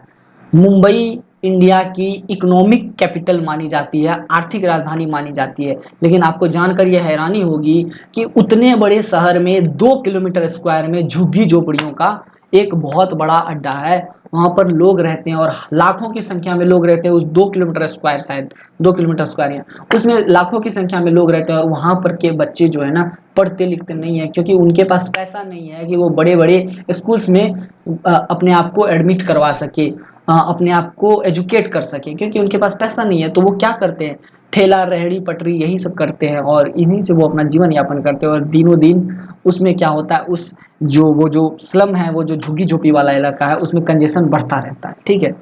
नाउ कल्चरली डिसएडवांटेज की बात करते हैं। जैसे आप इंडिया के नॉर्थ ईस्टर्न साइड में चले जाते हैं, जिस साइड चाइना है, ठीक है, चाइना का जो बॉर्डर लगता है इंडिया से, उस साइड आप चले जाइए, नॉर्थ ईस्टर्न उत्तर पूर्वी साइड में भारत का एक बहुत ही अच्छा हम कह सकते हैं कि कल्चरली बहुत अच्छा इलाका है। जंगल भी है, हिमालय की तराई वाला रीजन भी है। और वहाँ का जो कल्चर है, जो वहाँ की संस्कृति है, वो बहुत अच्छी है। आप जाएंगे तो बहुत अच्छा लगेगा, आनंद लगेगा, आपको आनंद आएगा। और वहाँ चाय के बागान वगैरह भी मिलते हैं। तो वहाँ पर है ना कुछ जनजातियाँ निवास करती हैं। हालांकि अपने पूरे इंडिया भर में जनजाति निवास करती है, लेकिन वहाँ पर ज़्यादा करती है। और वहाँ के लोग जो है ना अपने कल्चर को संभाल के रखते हैं। तो वहाँ पर क्या है कि आजकल कुछ एजुकेशन सिस्टम, हालांकि आजकल तो सब जगह डेवलप हो रहा है, लेकिन वहाँ पर कुछ ऐसे माइनॉरिटीज कम्युनिटी हैं जो कि अभी भी पढ़ाई से बहुत दूर हैं। वो आज भी जंगलों में रहते हैं और जंगल में रह करके अपना जीवन यापन करते हैं, ठीक है। तो ये एक समस्या है और यही सब रीजन की वजह से जो लोग हैं ना वो अंडर प्रिविलेज्ड हो जाते हैं, वंचित तबके के बन जाते हैं। अब हम बात करते हैं कि जो कैरेक्टरिस्टिक है अंडर प्रिविलेज्ड लर्नर के, वो क्या है। जो वंचित लोग हैं उनके कैरेक्टरिस्टिक क्या है, इसके बारे में हम लोग डिस्कस कर लेते हैं। तो सबसे पहला लॉ कॉग्निटिव एबिलिटीज, ठीक है, क्या है सबसे पहला, low cognitive abilities. As we discussed earlier, the under privilege learner lacks intellectual stimulation at home as well as at school. Without the necessary foundation in speaking, reading and writing skills, the learner is poorly equipped for a successful education in any of the subjects, especially language subject, which is instrumental in learning other subject. Cognitive abilities which are, चलिए देखते हैं अगला slide क्या है। Necessary to the function at the level of abstraction, and the abilities to perceive and formulate concepts are inadequately developed in the underprivileged learner. This learner is unable to learn in a symbolic way or solve problem using a hypothesis. देखिए दोस्तों, होता क्या है दरअसल कि ये जो cognitive skills है ना उसकी कमी होती है अंडर प्रिविलेज लर्नर में। ऐसा इसलिए होता है क्योंकि वो हमेशा से वंचित रहते हैं। वो स्टार्टिंग से ही उन्हें बेसिक्स बताया ही नहीं जाता। जैसे आपको इंग्लिश पढ़ना, आपको ABCD पढ़ाया ही नहीं जाएगा, आपको ग्रामर पढ़ाया ही नहीं जाएगा और आपके सामने इंग्लिश पढ़ने को दे दिया जाएगा, आप अच्छे से पढ़ पाएंगे क्या? नहीं, दिस इज नॉट पॉसिबल, ये संभव ही नहीं है। तो उनके अंदर है ना स्टार्टिंग से ही कॉग्निटिव एबिलिटी की कमी होती है और यही कमी उनको काफ़ी सारी समस्याओं में डालती है। और वो क्या करते हैं कि वो पढ़ाई से दूर भागने लगते हैं, क्योंकि उनको बेसिक्स का पता नहीं होता है, उनको प्रारंभिक बातों का ज्ञान नहीं होता है। और फिर वो धीरे धीरे उनके माइंड में जो है ना एक तरीके का फियर क्रिएट होने लगता है, एक तरीके का डर क्रिएट होने लगता है और वो पढ़ाई से भागने लगते हैं। Poor linguistic ability, the underprivileged learners lack experiences that generate ideas about what they can talk और write. In addition to the experiential deficiency, they often have poorly developed verbal patterns. This deficiency in language is caused due to inadequate social interaction, and it comes in the way of understanding what the teacher says in class or what the next contains. Since the standard language is used, the learners cannot often fully comprehend what is spoken or written. English of appears very alien to these learners, and there is a gap between the learners, their teacher and the text. तो देखिए होता ये है दोस्तों कि उनकी जो linguistic ability होती है ना, उनकी जो लैंग्वेज की क्षमता होती है, भाषा की क्षमता होती है, वो भी कमज़ोर होती है, क्योंकि उन्होंने बचपन से कुछ पढ़ा ही नहीं होता है, ठीक है। क्योंकि हमारा एजुकेशन सिस्टम किस तरीके का है, एक तरीके से प्रिविलेज्ड लर्नर्स के लिए है, जिनको थोड़ी बहुत जानकारी होती है, लेकिन ये तो पहले से ही अंडर प्रिविलेज्ड होते हैं, इनको कुछ पता होता नहीं है। तो ये बहुत सारी समस्याओं को फेस करते हैं, खास करके लैंग्वेज सब्जेक्ट में, क्योंकि इन्हें एक स्टैंडर्ड लैंग्वेज को यूज करने का तरीका पता ही नहीं होता, इन्हें पता ही नहीं होता कि बोलना कैसे, लिखना कैसे। खास करके इंग्लिश में इनको बहुत समस्या आती है। इंग्लिश में इन्हें ही क्या, अंडर प्रिविलेज्ड लर्नर को ही क्या, बहुत सारे लोगों को समस्या आती है। अच्छे अच्छे लोगों को, जो हिंदी के बहुत बड़े बड़े ज्ञाता होते हैं, उनको इंग्लिश उतने अच्छे से आता नहीं है। ठीक है, ठीक है, इंग्लिश एलियन लैंग्वेज है, ये हमारे देश की भाषा नहीं है। तो ये दूसरे देश की भाषा है, तो लोग इसको उतना मतलब सीखते हैं, लेकिन कुछ लोग इसको नहीं भी सीखना चाहते। तो पुअर लिंग्विस्टिक एबिलिटी एक रीजन है। लॉ सेल्फ स्टीम, यह भी एक रीजन होता है दोस्तों, जिसकी वजह से स्टूडेंट जो है अंडर प्रिविलेज रह जाते हैं, लर्नर्स अंडर प्रिविलेज रह जाते हैं। तो होता क्या है ना कि हमारा जो एजुकेशन सिस्टम है, देखिए इसमें इंग्लिश में भी मैं बता सकता था, लेकिन वीडियो लंबा खींच जाएगा, फिर बेकार हो जाएगा। मैं आपको पॉइंट टू पॉइंट बता देता हूँ और आप लोगों का काम हो जाएगा। तो लॉ सेल्फ स्टीम में होता क्या है कि हमारा जो एजुकेशन सिस्टम है ना, उसमें हमने एजुकेशन सिस्टम को या बुक्स वगैरह को ऐसे डिज़ाइन किया है जो कि सिर्फ और सिर्फ प्रिविलेज्ड स्टूडेंट के लिए है, जो समाज के अच्छे लोग हैं, ठीक है, मिडिल क्लास फैमिली से। तो अंडर प्रिविलेज लर्नर के पॉइंट ऑफ व्यू से कंटेंट को डिजाइन ही नहीं किया गया होता है, तो इससे दिक्कत होती है किसको, अंडर प्रिविलेज लर्नर को, वंचित लोगों को। और जो कंटेंट होता है बुक्स में, उसमें क्या होता है कि जो अच्छे तबके के लोग होते हैं उनके बारे में बातें बताई जाती है, लेकिन जो अंडर प्रिविलेज लोग होते हैं, जो वंचित लोग होते हैं, उनके बारे में कुछ लिखा ही नहीं होता है। तो इससे क्या होता है, उनके अंदर एक कॉन्फिडेंस जो है वो कम होने लगता है, उन्हें लगता है कि हम नहीं पढ़ पाएंगे। ठीक है, तो इस वजह से भी दिक्कत आती है। Now the next point is involvement gap. इसमें क्या होता है कि जो अंडर प्रिविलेज लर्नर होते हैं, जो कि वंचित लोग होते हैं, उनमें एक लॉ मोटिवेशन होता है पढ़ने का, क्योंकि उन्हें लगता है कि भैया जो स्कूल का करिकुलम है या टीचिंग का लर्निंग का जो करिकुलम है, ये उनके लिए बना ही नहीं है। क्योंकि उन्हें लगता है कि उनका जो उनकी जो पढ़ाई है ना, उसमें एकेडमी की ओर से, स्कूल की ओर से कोई सपोर्ट उन्हें नहीं दिया जा रहा है, या फिर उनके घर में उनको कोई सपोर्ट नहीं मिल रहा है, तो इस वजह से वो पढ़ना नहीं चाहते। अरे आप अपने समाज में देख लीजिए, आपको ऐसे कई लोग मिल जाएंगे जिनके माता पिता के पास टाइम नहीं है बच्चे से बात करने का, और वो बच्चा स्कूल जाता है, स्कूल में समझ नहीं पाता है, घर आता है, घर में माँ बाप से समझने की कोशिश करता है, माँ बाप को पता ही नहीं होता समझना क्या है, समझाना क्या है। तो फिर ऐसे में क्या होता है, बच्चा डल हो जाता है, बच्चा पढ़ता नहीं है, बच्चे के साथ समस्या आ जाती है, तो फिर वो अंडर प्रिविलेज रह जाता है। ठीक है, तो आई होप ये सारी बातें आपको क्लियर हो गई होंगी। देखते हैं अगला क्या, poor ability to read and write. देखिए जो अंडर प्रिविलेज होते हैं उनको बेसिक्स पता नहीं होता है। जैसे अंडर प्रिविलेज का मतलब हो गया जो वंचित होते हैं, उन्हें ABCD EFG वगैरह ये सब पता ही नहीं होगा, तो वो आगे पढ़ेंगे कैसे, वो लिखेंगे कैसे।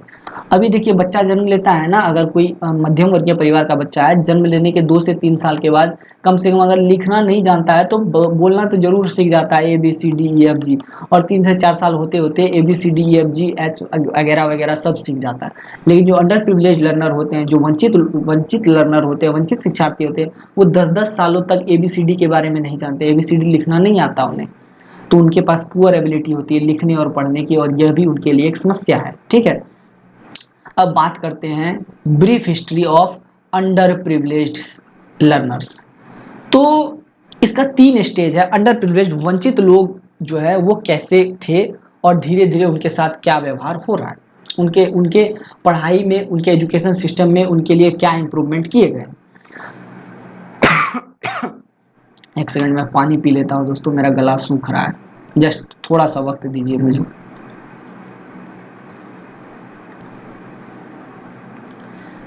चलिए पानी मैंने पी लिया दोस्तों। अभी तो मैं आपको आइसोलेशन बताने वाला हूँ, लेकिन उससे पहले एक बात बता दूँ कि मेरी जो तबीयत है ना वो ख़राब है। ठीक है, दरअसल मेरी BP लो हो गई है, ब्लड प्रेशर लो हो गई है, पता नहीं क्यों। हालांकि मेरा ब्लड प्रेशर हमेशा ही हाई रहा करता था, हमेशा 130-90 के आसपास होता था। पता नहीं कल ही ये वीडियो शूट होती, रिकॉर्ड होती, लेकिन हो नहीं पाई, क्योंकि वीडियो जब मैं स्टार्ट करने वाला था उसी समय मेरे को चक्कर आने लगे, तो फिर मैंने वीडियो रिकॉर्ड नहीं किया। और सुबह जब मैंने पता करी, मैंने अपना ब्लड प्रेशर चेक करवाया, तो पता चला कि मेरा ब्लड प्रेशर लो हो गया है, और वो हो गया है 110 110/72। तो थोड़ी दिक्कत है, माथा चकराता रहता है, तो इस वजह से और गला भी सूख रहा है, तो दिक्कत तो है। खैर चलिए मुद्दे पर आते हैं। हाँ, एक चीज़ और दोस्तों, अगर इनमें से किसी को भी ये स्लाइड चाहिए ना, जो स्लाइड आपके स्क्रीन पे लगी हुई है, तो ये आप लोग ले सकते हैं, व्हाट्सएप कर दीजिएगा 9523779253 पे, आपको मिल जाएगा ये वाली स्लाइड आपको मिल जाएगी। और अगर कोई चाहे तो सीधे सीधे anshupublishers.com की वेबसाइट पे जाके भी परचेज इसको कर सकते हैं, ठीक है। अब चलिए सीधे आते हैं आइसोलेशन पे। तो ये है ना दोस्तों, ये फर्स्ट स्टेज है अंडर प्रिविलेज्ड का, ठीक है, अंडर प्रिविलेज्ड एजुकेशन का फर्स्ट स्टेज है। इसमें क्या हुआ था कि जो अंडर प्रिविलेज्ड स्टूडेंट थे उनको एक अलग से एजुकेशन सिस्टम दे दिया गया था कि भैया आप इसके अंदर पढ़िए और पढ़ करके अपनी जानकारी को डेवलप कीजिए। चलिए मैं इसको पढ़ के ही बता देता हूँ। Initially a large number of underprivileged children were outside the network of education having no access to education facilities with the realisation of social responsibilities. Various efforts were being made to provide them with education, but as in some countries like America, separate schools were created for the colored population. Similarly, in India, separate schools were with a separate simplified curriculum were opened for a tribal population. Although government schools do not discriminate between class and caste in their policies, the attitude and the biases of teachers and administrators prevent them from accepting the lower caste children who are often made to sit separately away from the rest of the children. It was commonly believed that these children would not be able to handle the general curriculum and a special curriculum was prepared for them. The general belief that assignments for the underprivileged would result in failure made many educationalists lowered the bar for them. This created an isolation of another sort and the education gap continued to widen. तो देखिए दोस्तों, starting में क्या हुआ था कि पहले लोग ये नहीं समझते थे, या गवर्नमेंट सरकारें ये नहीं समझती थी कि मतलब अंडर प्रिविलेज्ड लर्नर्स होते कौन हैं, उन्हें ये पता ही नहीं होता था। लेकिन समय के साथ सारी सरकारों को ये पता चल गया कि भैया शिक्षा बहुत ज़रूरी है और इस शिक्षा से सभी को जोड़ना है, चाहे वो अंडर प्रिविलेज्ड हो, वंचित हो, चाहे वो प्रिविलेज्ड हो, अच्छे खासे तबके का लर्नर हो। तो सरकारों ने क्या किया, पहले फेज में अलग अलग स्कूल्स डेवलप कर दिए कि प्रिविलेज्ड एक अलग स्कूल में पढ़ेगा और अंडर प्रिविलेज्ड एक अलग स्कूल में पढ़ेगा, और दोनों के करिकुलम को अलग कर दिया गया, ठीक है। या फिर कहीं कहीं पे क्या हुआ कि एक ही स्कूल में पढ़ने का मौका तो दिया गया, लेकिन पूरा का पूरा बेंच वगैरह का सिस्टम पूरा का पूरा अलग कर दिया गया, ठीक है। और उनके करिकुलम, उनके जो पाठ्यक्रम है उसमें भी परिवर्तन कर दिए गए। तो इससे क्या हुआ कि समाज में एक आइसोलेशन क्रिएट हो गया। आइसोलेशन का मतलब हो गया दोस्तों, एक एकांत या पृथक्करण क्रिएट हो गया और ये बढ़ता चला गया। तो ये एक समस्या होने लगी। तो फिर इस समस्या से निपटा कैसे जाए, तो इसके लिए दूसरे फेज को आरंभ किया गया, जिसे हम एसिमिलेशन के नाम से एसिमिलेशन के नाम से जानते हैं। और ये second phase of the education of the under privileged है। एसिमिलेशन का मतलब हो गया दोस्तों मिलाना, जो अब अलग हो रहे थे, जो पहले से अलग हो गए थे, पृथक हो गए थे, तो उनको अब एसिमिलेट किया जाने लगा, मतलब मिलाया जाने लगा, ठीक है। तो इसमें क्या हुआ, attempts were made to educate the underprivileged learner along with the privileged learner in the same school, but casteism and class consciousness came in the way, and it was the case of isolation assimilation, as learner of lower caste sat in the same class but on separate bench or were relegated to the last benches where they seldom received the teacher's attention. Since the school and the system of education were based on the dominant or the advantaged group, the aim was to assimilate the underprivileged into the privileged culture. This attempt is still on, and according to the right to education, it is mandatory for elite private schools meant for the private sections of society to keep 25% of the seats for the underprivileged, and also to look after the education monetarily. How much of this genuinely happens is a matter of concern. देखिए, जो पहला phase था ना isolation का, उसमें सरकारों ने schools बना दिए, अलग अलग पढ़ने को सारे सिस्टम्स दे दिए, ठीक है। लेकिन सरकारों ने तो भेदभाव नहीं किया, हालांकि थोड़ा बहुत भेदभाव किया, लेकिन जो टीचर्स थे और जो एडमिनिस्ट्रेटर, जो लोकल प्रशासक थे, उन्होंने काफ़ी बड़े मात्रे में भेदभाव किया वंचित लोगों के साथ, वंचित छात्रों के साथ, और इससे समाज में बहुत गैप बढ़ता गया। सेकेंड फेज में एसिमिलेशन हुआ, लोगों को मिलाने की कोशिश की गई, लर्नर्स को, शिक्षार्थी को मिलाने की कोशिश की गई, लेकिन इसमें भी समस्याएं आई। हालांकि एक ही स्कूल में अब दोनों छात्रों को, प्रिविलेज्ड और अंडर प्रिविलेज्ड, दोनों को पढ़ने का मौका मिला, लेकिन अंडर प्रिविलेज्ड को अभी भी लास्ट में बैठना पड़ता था, लास्ट बेंच में बैठना पड़ता था, और लास्ट बेंच में बैठने की वजह से उन्हें कभी कदाल, बहुत रेयरली टीचर से अटेंशन मिलती थी, शिक्षक से अटेंशन मिलती थी, ठीक है। और एक्चुअली एसिमिलेशन के माध्यम से जो अंडर प्रिविलेज्ड, जो वंचित लोग थे, उसको प्रिविलेज्ड बनाने की कोशिश की जा रही थी, मतलब उसको अच्छे तबके में बदलने की कोशिश की जा रही थी, जिससे क्या हो रहा था कि अंडर प्रिविलेज लोगों का जो कल्चर था वो डिस्ट्रॉय हो रहा था। यह भी एक समस्या बनकर हमारे सामने आई। तो ये दिक्कत हमें देखने को मिली और आज भी हमारे सोसाइटी में, हमारे स्कूल के एजुकेशन सिस्टम में ये समस्या है। और आज भी हमारे प्राइवेट स्कूल्स में ये मैंडेटरी है कि 25% सीट को रिजर्व किया जाए अंडर प्रिविलेज्ड स्टूडेंट के लिए, वंचित छात्रों के लिए। तीसरा जो स्टेप है, ये लास्ट स्टेप है, third phase of under privileged education है, जिसे हम इंटीग्रेशन के नाम से जानते हैं। पहले क्या हुआ कि attempts were first made to educate the underprivileged in their own language and culture so that they would develop a positive attitude to their own culture and language। तो तीसरा आया इंटीग्रेशन, जिसे हम कहते हैं एकता। इसमें क्या हुआ कि स्कूल एक है, उसके बाद एक ही क्लास में सब कोई पढ़ रहा है, लेकिन जो अंडर प्रिविलेज लर्नर है उसको एक स्वायत्ता दे दी गई कि भैया आप अपने भाषा में भी इन सभी बातों को समझ सकते हैं, सीख सकते हैं। जैसे बिहार में क्या है कि कहीं पर मैथिली पढ़ने की स्वतंत्रता है, कहीं पर भोजपुरी पढ़ने की स्वतंत्रता है। तो यहाँ पर क्या है कि यहाँ के लोकल लैंग्वेज को ध्यान में रख करके कुछ पाठ्यक्रम को डिजाइन किया गया। तो इसको हम इंटीग्रेशन के नाम से जानेंगे। I hope all these things are clear, all these points are now clear. Now we will discuss about the problems faced by the under privilege learner in learning. तो सबसे पहला है फियर ऑफ इंग्लिश। चूंकि हम लोग यहाँ पर बात कर रहे हैं इंग्लिश टीचिंग, अभी हम लोग यही बात कर रहे हैं ना, इंग्लिश सब्जेक्ट टीचिंग, इसी के बारे में बात कर रहे हैं, BEGS 185 तो यही है।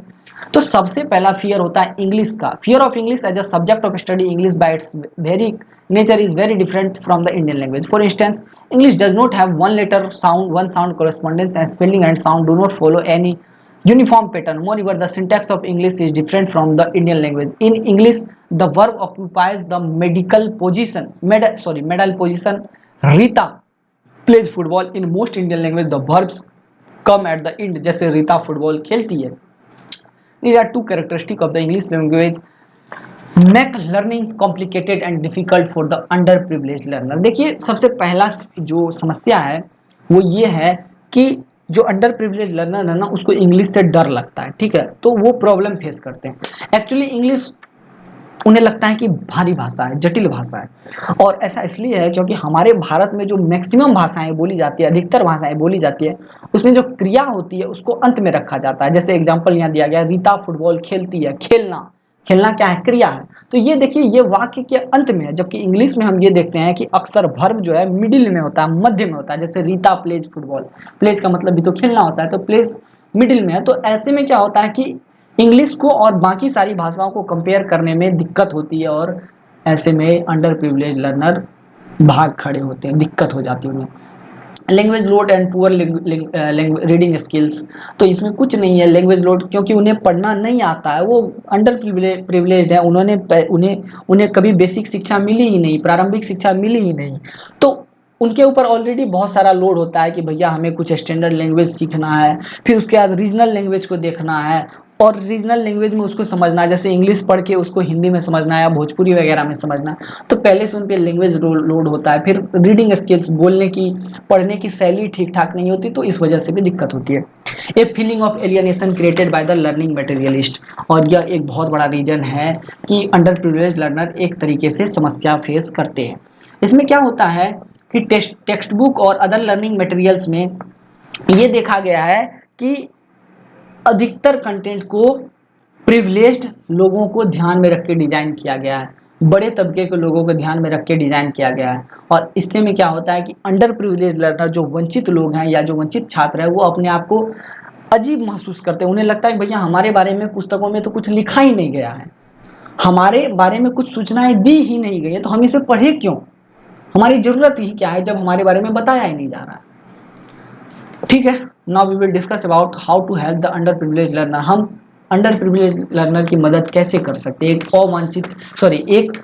वंचित छात्र की मदद कैसे कर सकते हैं। तो सबसे पहले हम लर्नर को मेंटर कर सकते हैं, उन्हें बता सकते हैं कि भैया आपकी समस्या क्या है, आपके स्ट्रेंथ क्या है, आपकी मजबूती क्या है, आपकी वीकनेस क्या है, ठीक है।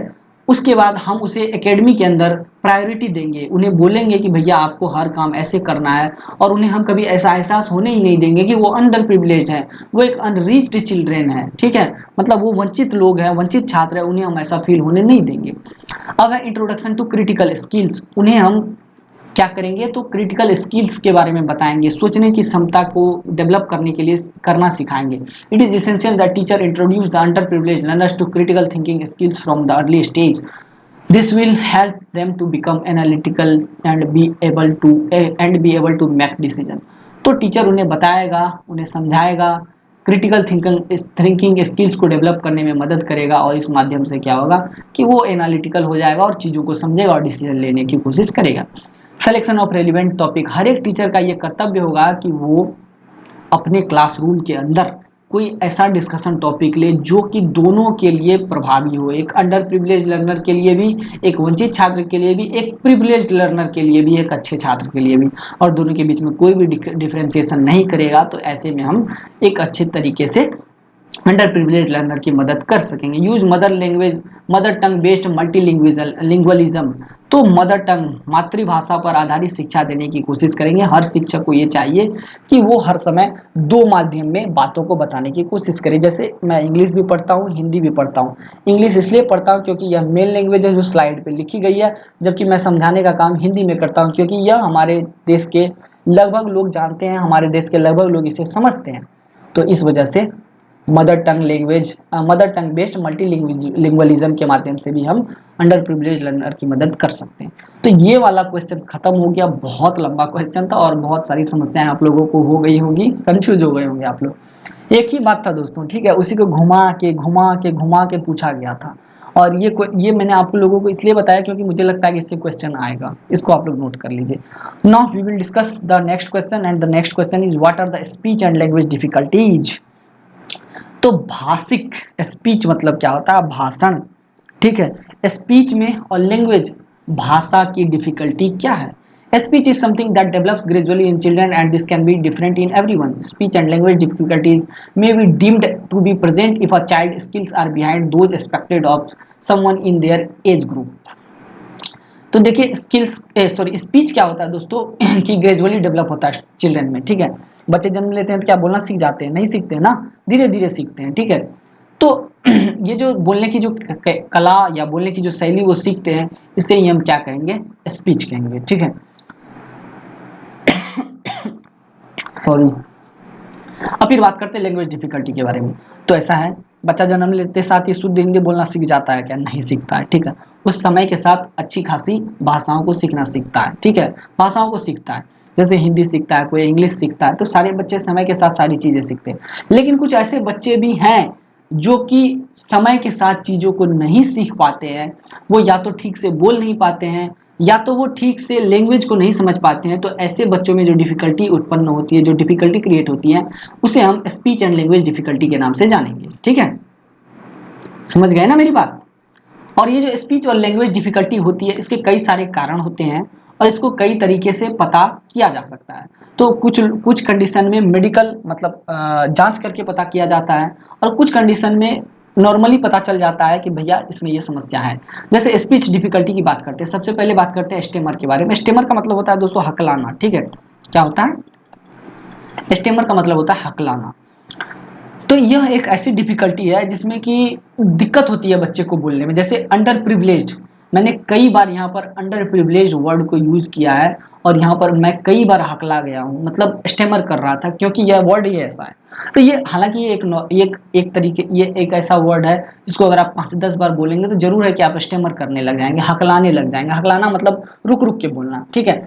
लेकिन कुछ ऐसे भी छात्र होते हैं जो कि हर एक वर्ड में स्टेमरिंग करते हैं। जैसे बोलना है स्ट्रगल तो वो बोलेंगे स्ट्रगल, ठीक है, या ईटिंग ईटिंग ऐसे बोलेंगे, ठीक है। रेल इंजन को बोलेंगे लेल इंजन। तो इस तरीके से इसे हम क्या कहेंगे, स्टेमर कहेंगे। तो यह भी क्या है कि एक स्पीच और लैंग्वेज डिफिकल्टी है जिसमें कि बोलने में दिक्कत होती है। इसमें या तो वर्ड रिपीट होता है या फिर वर्ड निकलता ही नहीं है मुंह से, ठीक है। तो यह स्टेमर हो गया। अब क्लटरिंग की बात करते हैं। तो क्लटरिंग एक तरीके का लैंग्वेज डिफिकल्टी। स्टेमर तो क्या हो गया कि एक स्पीच डिफिकल्टी हो गई, नॉर्मल बोलने में दिक्कत होती है। क्लटरिंग का क्लटरिंग फुल्ली एक लैंग्वेज डिफिकल्टी है जिसमें कि लर्नर को या बोलने वाले को पता ही नहीं होता है कि वो बोल क्या रहा है। ठीक है, मतलब व्याकरण के कई सारे एरर इसमें देखने को मिलते हैं। ठीक है, तो इसी को हम क्लटरिंग कहते हैं। ठीक है, क्लटरिंग का मतलब होता है अव्यवस्थित बोलना अव्यवस्थित बोलना। आई होप ये क्लियर हो गया होगा। अब एक लास्ट है एप्रेक्सिया। क्या है? एप्रेक्सिया, भाषण की वाक्पटुता। वाक्पटुता तो ये एक ओरल मोटर स्पीच डिसऑर्डर है। It is a disorder that primarily affects muscles which can make it difficult to move facial muscles to form the structure needed to make speech sound and word। देखिए मुंह जो है ना, हमारे मुंह के अलग अलग अंग से अलग अलग वर्ड्स का, अलग अलग शब्दों का, अलग अलग अक्षरों का उच्चारण होता है। तो एप्रेक्सिया में क्या होता है कि कुछ ऐसे मसल्स हैं जो कि काम नहीं करते हैं या काफी कठिनाइयों से काम करते हैं, तो इसमें दिक्कत आती है बोलने में। तो इस कंडीशन को हम एप्रेक्सिया कहेंगे। ठीक है, आई होप आप लोग इन सभी बातों को समझ गए होंगे। अब चलिए अगले क्वेश्चन को देख लेते हैं। अरे सॉरी, क्वेश्चन तो ऊपर ही था। क्वेश्चन है यहाँ पे, what are learning and reading difficulties. Learning सीखने में क्या डिफिकल्टी आती है, रीडिंग पढ़ने में क्या डिफिकल्टी आती है। ठीक है, तो इसके बारे में हम अभी बात करेंगे। चलिए नेक्स्ट स्लाइड में। तो लर्निंग डिफिकल्टी या learning disabilities is basic reading. देखिए ये जो मैंने अभी गलती की है ना, इसको या तो आप क्या कहेंगे, इसको स्टेमरिंग भी बोल सकते हैं, या इसको आप क्लटरिंग भी बोल सकते हैं, या इसे आप मेरी स्पीच डिसेबिलिटीज भी बोल सकते हैं, या इसे आप मेरी लैंग्वेज डिसेबिलिटी भी बोल सकते हैं। क्योंकि मैं यहाँ पर हकला गया था, मैंने learning disability is basic reading को अच्छे से नहीं बोला, तो ये मेरी एक डिसेबिलिटीज हुई। ठीक है, it is also known as reading disorder, और मैंने बोलने में भी गलती की, तो इसे हम क्या कहेंगे, रीडिंग डिसऑर्डर कहेंगे। Affects of person's ability to decode and comprehend individual words and passage of text. People with reading disabilities may also have different understanding the relationship between letters and sound, because the ability to read is an early predictor of educational achievement. Students with reading disorder are at risk of poor academic performance throughout their school years. They may experience low self-esteem and negative outcomes later in life if they don't receive the help they need. The most well non-learning disabilities in word recognition is dyslexia. This disorder impairs a person's skills to recognize, decode and spell words, even those they already know. Due to their difficulty with individual words, people with dyslexia often have trouble with reading comprehension as well। देखिए learning disability की अगर हम बात करें तो इसमें होता कुछ नहीं है। इसमें होता क्या है कि लर्नर जो है ना, वो ठीक से पढ़ नहीं पाता है। ठीक है, और वो लेटर और साउंड्स के बीच में एक रिलेशनशिप क्रिएट नहीं कर पाता है। ठीक है, और देखिए ये जो रीडिंग है ना, पढ़ने की जो शैली है, ये पहली प्राथमिक शैली है, और इसी के माध्यम से आपके एजुकेशनल अचीवमेंट को देखा जाता है। बच्चा है ना, पहले लिखने नहीं सीखता है। ठीक है, पहले पढ़ने या बोलने सीखता है। ठीक है, तो होता क्या है कि अगर किसी में लर्निंग की डिसेबिलिटी है या रीडिंग की डिसेबिलिटी है, तो वो अपने आप में एक लो सेल्फ स्टीम महसूस करेगा, वो अपने आप में लो कॉन्फिडेंस महसूस करेगा, उसे लगेगा भैया हमसे ना हो पाएगा। ठीक है, और इससे क्या होगा, धीरे धीरे उसके लाइफ में समस्याएं क्रिएट होंगी, क्योंकि उसे एक हेल्प की आवश्यकता, अगर उसे हेल्प नहीं मिला तो वो फिर डरेगा, फिर वो पढ़ने से भागेगा। ठीक है, और इसी तरीके की एक एबिलिटी है वर्ड रिकॉग्निशन की, एबिलिटी नहीं डिसएबिलिटी है, इसी तरीके की एक डिसेबिलिटी है वर्ड रिकॉग्निशन की, जिसे हम डिसलेक्सिया कहते हैं। ठीक है, इसमें क्या होता है कि एक पर्सन जो है ना, वो वर्ड को स्पेल नहीं कर पाता है, ठीक से डिकोड नहीं कर पाता है, और यहाँ तक कि जो चीज़ें वो जानता है उसको भी वो बोल नहीं पाता है, उसको भी बोलने में वो हकलाता है, डरता है। तो this condition is known as dyslexia. तो कुछ ऐसे कॉमन साइंस हैं जिसके माध्यम से ये पता चलता है कि किसी पर्सन में लर्निंग डिसेबिलिटीज हैं, जैसे कि प्रॉब्लम्स इन रीडिंग और राइटिंग। तो रीडिंग करने में, पढ़ने में अगर परेशानी है, या लिखने में कभी कभी परेशानी है, तो ये लर्निंग डिसेबिलिटी है या रीडिंग डिसेबिलिटी है। प्रॉब्लम्स विथ मैथ को बनाने में प्रॉब्लम हो रही है, तो ये लर्निंग और रीडिंग डिसेबिलिटी है। पुअर मेमोरी पुअर है, तो यह भी एक लर्निंग डिसेबिलिटी है। Problem paying attention, trouble following directions, clumsiness, trouble telling time. तो ये सब क्या है, एक तरीके के कॉमन साइन है, और इसके माध्यम से क्या होती है, हम ये कह सकते हैं कह सकते हैं कि किसी भी लर्नर के अंदर लर्निंग और रीडिंग डिसेबिलिटीज या स्पीच डिसेबिलिटीज वगैरह हैं। ठीक है, आई होप ये समझ गए होंगे आप। अब अगला क्वेश्चन है, नहीं अगला क्वेश्चन नहीं है, यहाँ पर है कि what are the intervention and support options for learning disability. तो यहाँ पर है कि हमें क्या करना चाहिए या एक माता पिता को क्या करना चाहिए कि लर्नर की जो डिसेबिलिटी है, लर्नर की जो अक्षमताएं हैं, लर्नर की जो समस्याएं हैं उसको दूर किया जा सके। हालांकि मैं तभी से डिसेबिलिटी डिसेबिलिटी बोल रहा हूँ, लेकिन मैंने ये नहीं बताया कि डिसेबिलिटी का मतलब क्या होता है। चलिए अभी बता देता हूँ। डिसेबिलिटी का या डिसेबिलिटी का मतलब होता है दोस्तों अक्षमता, जिसमें कि आप सक्षम नहीं हैं। ठीक है, जैसे आपकी कैपेसिटी है कि आप 25 किलो के वजन को उठा सकते हैं, आपको 500 किलो का वजन दे दिया जाए उठाने के लिए, तो आप उठा पाएंगे क्या? नहीं उठा पाएंगे। तो आपके 25 किलो वजन को उठाने की जो कैपेबिलिटी है उसे आपकी एबिलिटी कहेंगे, जबकि आपने जो 500 किलोग्राम का वजन नहीं उठाया उसे आपकी डिसेबिलिटी कहेंगे, आपकी अक्षमता कहेंगे।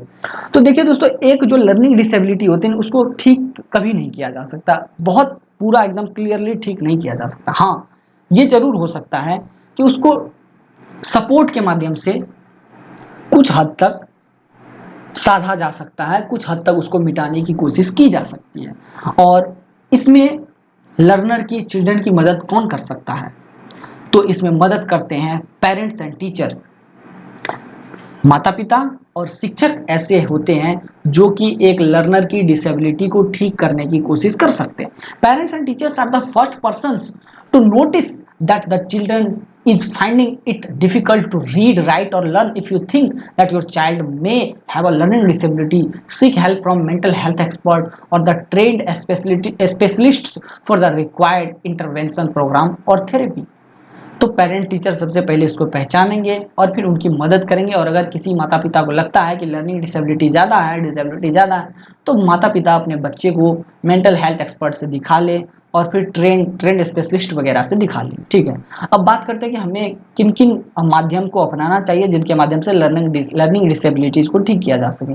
तो एक्स्ट्रा हेल्प बच्चों को देनी चाहिए। ठीक है, बच्चों को एक तरीके से एक रीडिंग स्पेशलिस्ट के माध्यम से पढ़ाना चाहिए।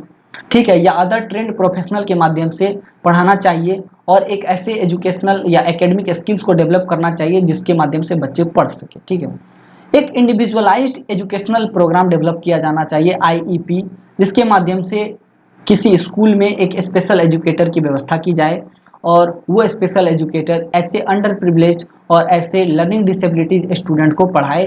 तो इससे क्या होगा कि लर्निंग डिसेबिलिटीज वाले स्टूडेंट कुछ हद तक अपने आप को ठीक महसूस करवा पाएंगे। थेरेपी के माध्यम से भी कभी कभी क्या होता है, कुछ थेरेपीज दी जाती है और इसके माध्यम से लर्निंग डिसेबिलिटीज को ठीक किया जा सकता है। कभी कभी कॉम्प्लीमेंट्री या अल्टरनेटिव थेरेपी भी दी जाती है। जैसे कभी कभी क्या होता है कि आप बहुत फ्रस्ट्रेशन में रहते हैं, ठीक है, तो आप क्या करते हैं, गाना सुन लेते हैं, म्यूजिक सुन लेते हैं। तो आपकी जो डिसेबिलिटी है, आप फ्रस्ट्रेशन में रहेंगे ना, गुस्से में रहेंगे ना, तो आपको पढ़ने को दे दिया जाए तो आप पढ़ेंगे नहीं, आप पढ़ तो लेंगे लेकिन समझ में कुछ नहीं आएगा। लेकिन आप पढ़ने से पहले 2 म्यूजिक सुन लीजिए। ठीक है, अगर बिहार में रहते तो भोजपुरी म्यूजिक सुन लीजिए, फिर देखिए तमाशा, कितने अच्छे से आपको सारी बातें समझ आएंगी। तो ये अल्टरनेटिव थेरेपी हो गया। ठीक है, I hope this points are now clear. चलिए देखते हैं अगला क्वेश्चन क्या है। अगला क्वेश्चन है what is a writing disability और राइटिंग प्रॉब्लम। तो writing disability specific type of learning disability, जो आप वर्ड लीजिए, डिसेबिलिटी बोलिए, डिसेबिलिटी बोलिए, जो आपकी इच्छा है वो बोलिए। Children with writing disability have average to above average intellectual abilities but experience challenges with writing. तो सबसे बड़ी बात है, राइटिंग डिसेबिलिटी का मतलब क्या, लिखने में परेशानी। तो ऐसी परेशानी को हम क्या बोलेंगे, टाइप ऑफ राइटिंग डिसेबिलिटी या writing problem.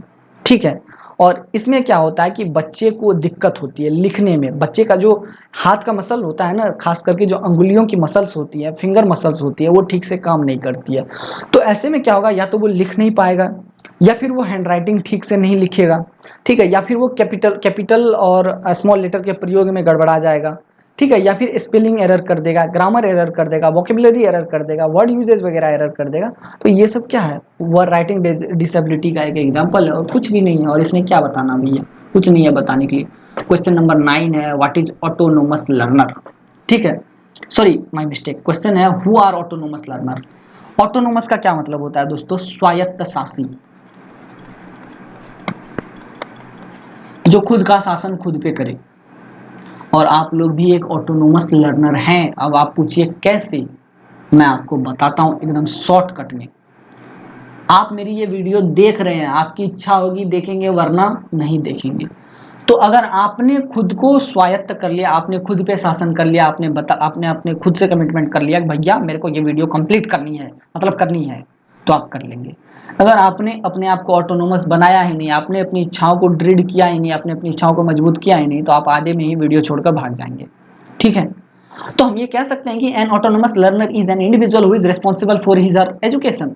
Autonomous means are self-directed or capable of working independently. Self-taught students are involved in their education decision making and taking charges of their learning strategies. And autonomous learner holds the responsibility for his her education. They create a plan and monitor their performances. These learners also implement methods to improve their skills. The characteristics of an autonomous learner are self-discipline, logical intelligence, independence, and self-motivated. This individual is not instructed by any another teacher about which direction is the best for them. They decide their path and work toward achieving it. The autonomous learner is aware of his her action and techniques. These techniques allow for greater control over their education. The autonomous learner was first mentioned by Frenchman Henry Holleck in 1981. He spoke about shifting the focus from teaching to learning. It means that a student becomes self-aware about their education rather than being trained by their teachers or trainers. Although this method does not entirely mean teachers have no role in education, they are responsible for providing support, encouragement, and constant advice to students regarding their learning style. तो देखिए autonomous learner का जो concept है, ये सबसे पहले किसने mention किया था, तो ये मेंशन किया था फ्रेंचमैन हेनरी ने। फ्रेंचमैन हेनरी हॉलेक उनका पूरा नाम था, और ये इन्होंने किया था 1981 में। इन्होंने बोला था कि भैया देखो, टीचिंग से लर्निंग पर आइए, आप पढ़ाने से ज़्यादा सीखने पर फोकस कीजिए। ठीक है, और इसका माध्यम है कि बच्चे को इसका मतलब है कि बच्चे को, स्टूडेंट को खुद समझना होगा कि उसे पढ़ना क्या है, उसको अपने एजुकेशन के बारे में खुद अवेयर होना पड़ेगा। यहाँ तक कि उसको टीचर पे डिपेंड नहीं रहना, बल्कि खुद से खुद को ट्रेंड करना है। अभी के जो मैक्सिमम कंपटीशन के बच्चे हैं वो खुद को ट्रेंड करते हैं, वो किसी टीचर पे डिपेंड नहीं रहते हैं। ठीक है, वो टीचर से मार्गदर्शन ले लेते हैं और उन्हें खुद करना होता है, वो खुद पढ़ते हैं, उन्हें पता होता है कि भैया मैं किसकी तैयारी कर रहा हूँ, मुझे कैसे पढ़ना है। ठीक है, अब देखिए ऑटोनोमस लर्नर को सेल्फ डिसिप्लिन होना पड़ता है। आपको ये वीडियो नहीं देखनी है, आप नहीं देखेंगे, लेकिन अगर आपने मन में ठान लिया, आपने आपको सेल्फ डिसिप्लिन कर लिया, तो आप पूरी की पूरी वीडियो देख जाएंगे। आपको लॉजिकल इंटेलिजेंस लगाना होगा, आप खुद इंडिपेंडेंट हैं कि आपको क्या पढ़ना है क्या नहीं पढ़ना, आपको खुद सेल्फ मोटिवेटेड रहना होगा। तो ये सारे लक्षण है ऑटोनोमस लर्नर के। ठीक है, आई होप ये पॉइंट आप समझ गए होंगे। और एक ऑटोनोमस लर्नर जो होता है, एक स्वायत्त शासी शिक्षार्थी जो होता है, वो अपने एजुकेशन की रिस्पॉन्सिबिलिटी खुद लेता है, वो अपने पढ़ाई के लिए खुद प्लान बनाता है, खुद प्लान क्रिएट करता है, और उसके बेसिस पे अपने आप को मॉनिटर करता है कि उसने अपने पढ़ाई में कितना दिया, कितना टाइम दिया, कितना सीखा, कितना गेन किया, कितना लॉस किया, वगैरह वगैरह। Procedure for autonomous learning. Autonomous learning का प्रोसीजर क्या है, सेल्फ डायरेक्टेड लर्निंग का प्रोसीजर क्या है। मैं बार बार हकला रहा हूँ, स्टेमर कर रहा हूँ, क्योंकि मैं बहुत स्पीड बोल रहा हूँ। मैं वीडियो ख़त्म करने के मूड में हूँ, तबीयत मेरी ख़राब है, चक्कर आ रहे हैं, साथ में प्यास भी लगी हुई है। पानी पी रहा हूँ बट वो ख़त्म हो जा रहा है क्योंकि बोलना पड़ रहा है। 1.5 घंटे हो चुके होंगे मेरे ख्याल से, फिर भी मैं बोल रहा हूँ। आशा करता हूँ कि ये वीडियो आप लोगों को ज़रूर पसंद आएगा। खैर, बात करते हैं आगे कि आपको सबसे पहले आइडेंटिफाई ऑन लर्निंग नीड्स। अगर आप एक ऑटोनोमस लर्नर हैं तो आपको पहले ये पता करना होगा कि आपको पढ़ना क्या है। जैसे आप ऑटोनोमस लर्नर, आपको पता था कि आपको BEGS 185 पढ़ना है, तो आपने पढ़ने का काम कर लिया। ठीक है, आगे देखते हैं। Set learning goals to address this needs. अब आपको एक लर्निंग गोल सेट करना होगा कि आपको एक दिन में कितना पढ़ना है और कितना समझना। Identify resources. ठीक है, आपको अब रिसोर्स खोजना पड़ेगा कि आप कैसे पढ़ेंगे। ठीक है, जैसे आप YouTube आपके लिए एक रिसोर्स हो गया, एक संसाधन हो गया, इसके माध्यम से आप पढ़ रहे हैं BEGS 185। ठीक है, अप्लाई अप्रोप्रिएट लर्निंग स्ट्रेटजीज। फिर आपको एक अप्रोप्रिएट लर्निंग स्ट्रेटजी को फॉलो करना होगा। आपको ये देखना होगा कि आप किस तरीके से बेहतर तैयारी कर सकते हैं, और evaluate the outcomes of learning. और आपने क्या पढ़ा इसको भी इवेल्युएट करना होगा। आपको देखना होगा कि आपने क्या पढ़ा और इसका क्या रिजल्ट आया। आई होप ये बात आप लोग समझ गए होंगे। अब अगला क्वेश्चन है, describe teaching reading process. I think ये क्वेश्चन मेरे लिए लास्ट होगा, इसके बाद मैं आज कुछ नहीं बताऊंगा। देखिए, टीचिंग रीडिंग प्रोसेस का मतलब होता है कि एक टीचर जो है वो बच्चे को कैसे पढ़ाए। ठीक है, या एक बच्चा खुद कैसे पढ़े। ठीक है। Reading is a process involving word recognition, comprehension and fluency.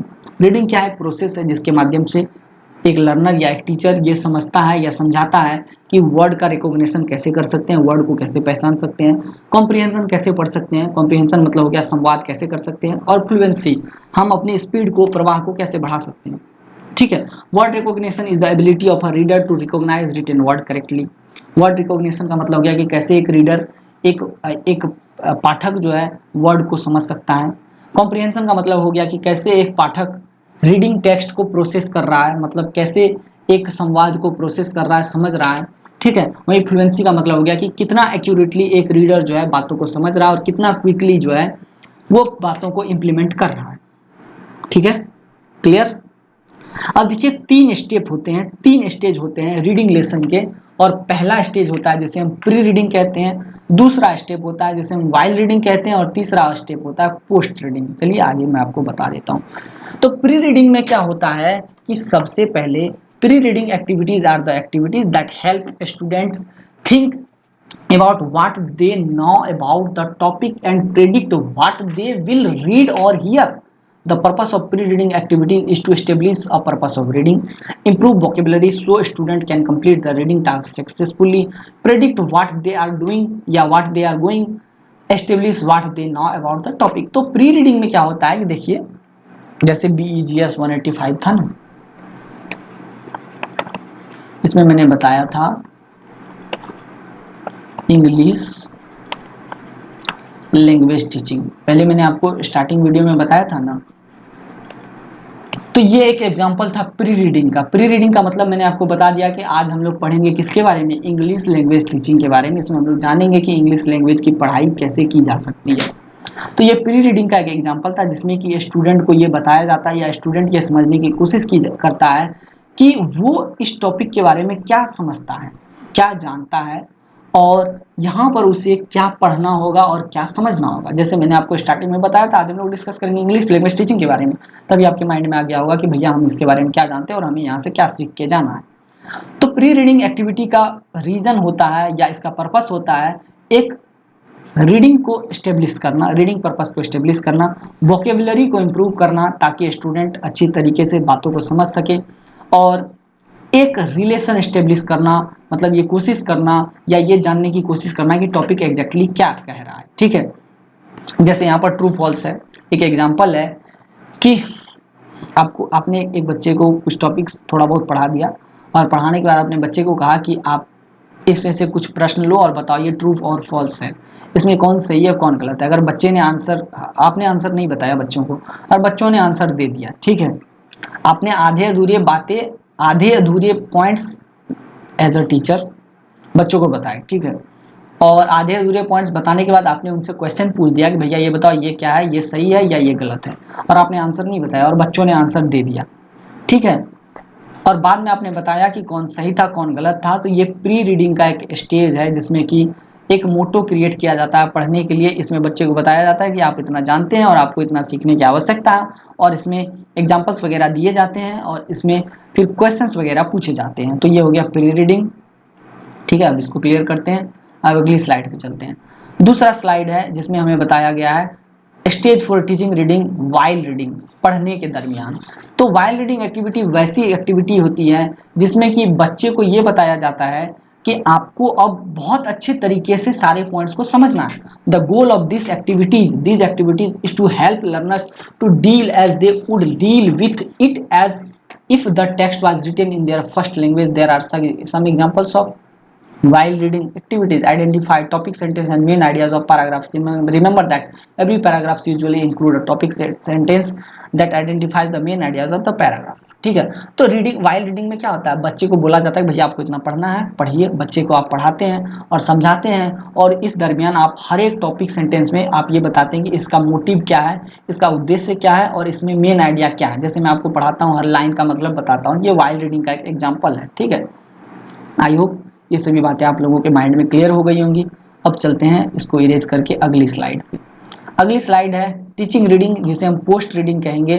Post reading में क्या होता है दोस्तों कि स्टूडेंट को सब कुछ बता दिया जाता है, सब कुछ समझा दिया जाता है और लास्ट में उनसे बोला जाता है कि भैया आपने जो पढ़ा और समझा है अब उसको एनालाइज कीजिए, अब आप बताइए कि आपने क्या पढ़ा है और क्या समझा है। ठीक है, मतलब कुल मिला के उनको बोला जाता है कि एक समरी है, आप समरी बनाइए।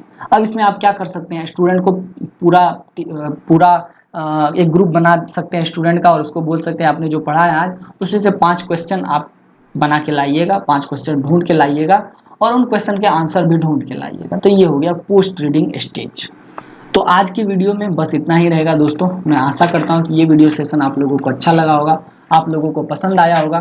फिर भी इस वीडियो सेशन में अगर कोई त्रुटि अथवा कमी है तो मैं उसके लिए माफ़ी चाहता हूँ और मैं ये प्रयास करूँगा कि आगे से आप लोगों को और बेहतर से बेहतर कंटेंट दे सकूं। इसके लिए आपको करना क्या होगा कि कमेंट सेक्शन में जाके कमेंट करना होगा कि सर आपने सही पढ़ाया है या नहीं पढ़ाया है। ठीक है, और जिसको भी ये स्लाइड चाहिए वो सीधे व्हाट्सएप कर सकते हैं या anshupublishers.com की वेबसाइट पे जाकर के ये सारे कंटेंट के स्लाइड आप परचेज कर सकते हैं। ठीक है, और यही गैस पेपर नहीं, इसके अलावा अगर आपको कोई अन्य गैस पेपर की आवश्यकता है तो वो भी आपके लिए अवेलेबल है। आप सीधे व्हाट्सएप करिए या anshupublishers.com की वेबसाइट पे जाकर के परचेज कर लीजिए। तो फिर मिलते हैं दोस्तों नेक्स्ट वीडियो में। Till then tata bye bye, take care. Next video में हम लोग इसके बचे हुए पोर्शन को कवर करेंगे, 10 से 11 12 क्वेश्चन और होंगे और उसके साथ साथ हम लोग प्रीवियस ईयर क्वेश्चन को भी देखेंगे और इसके साथ ही इस वीडियो सीरीज को समाप्त करेंगे। ठीक है दोस्तों, टाटा बाय बाय।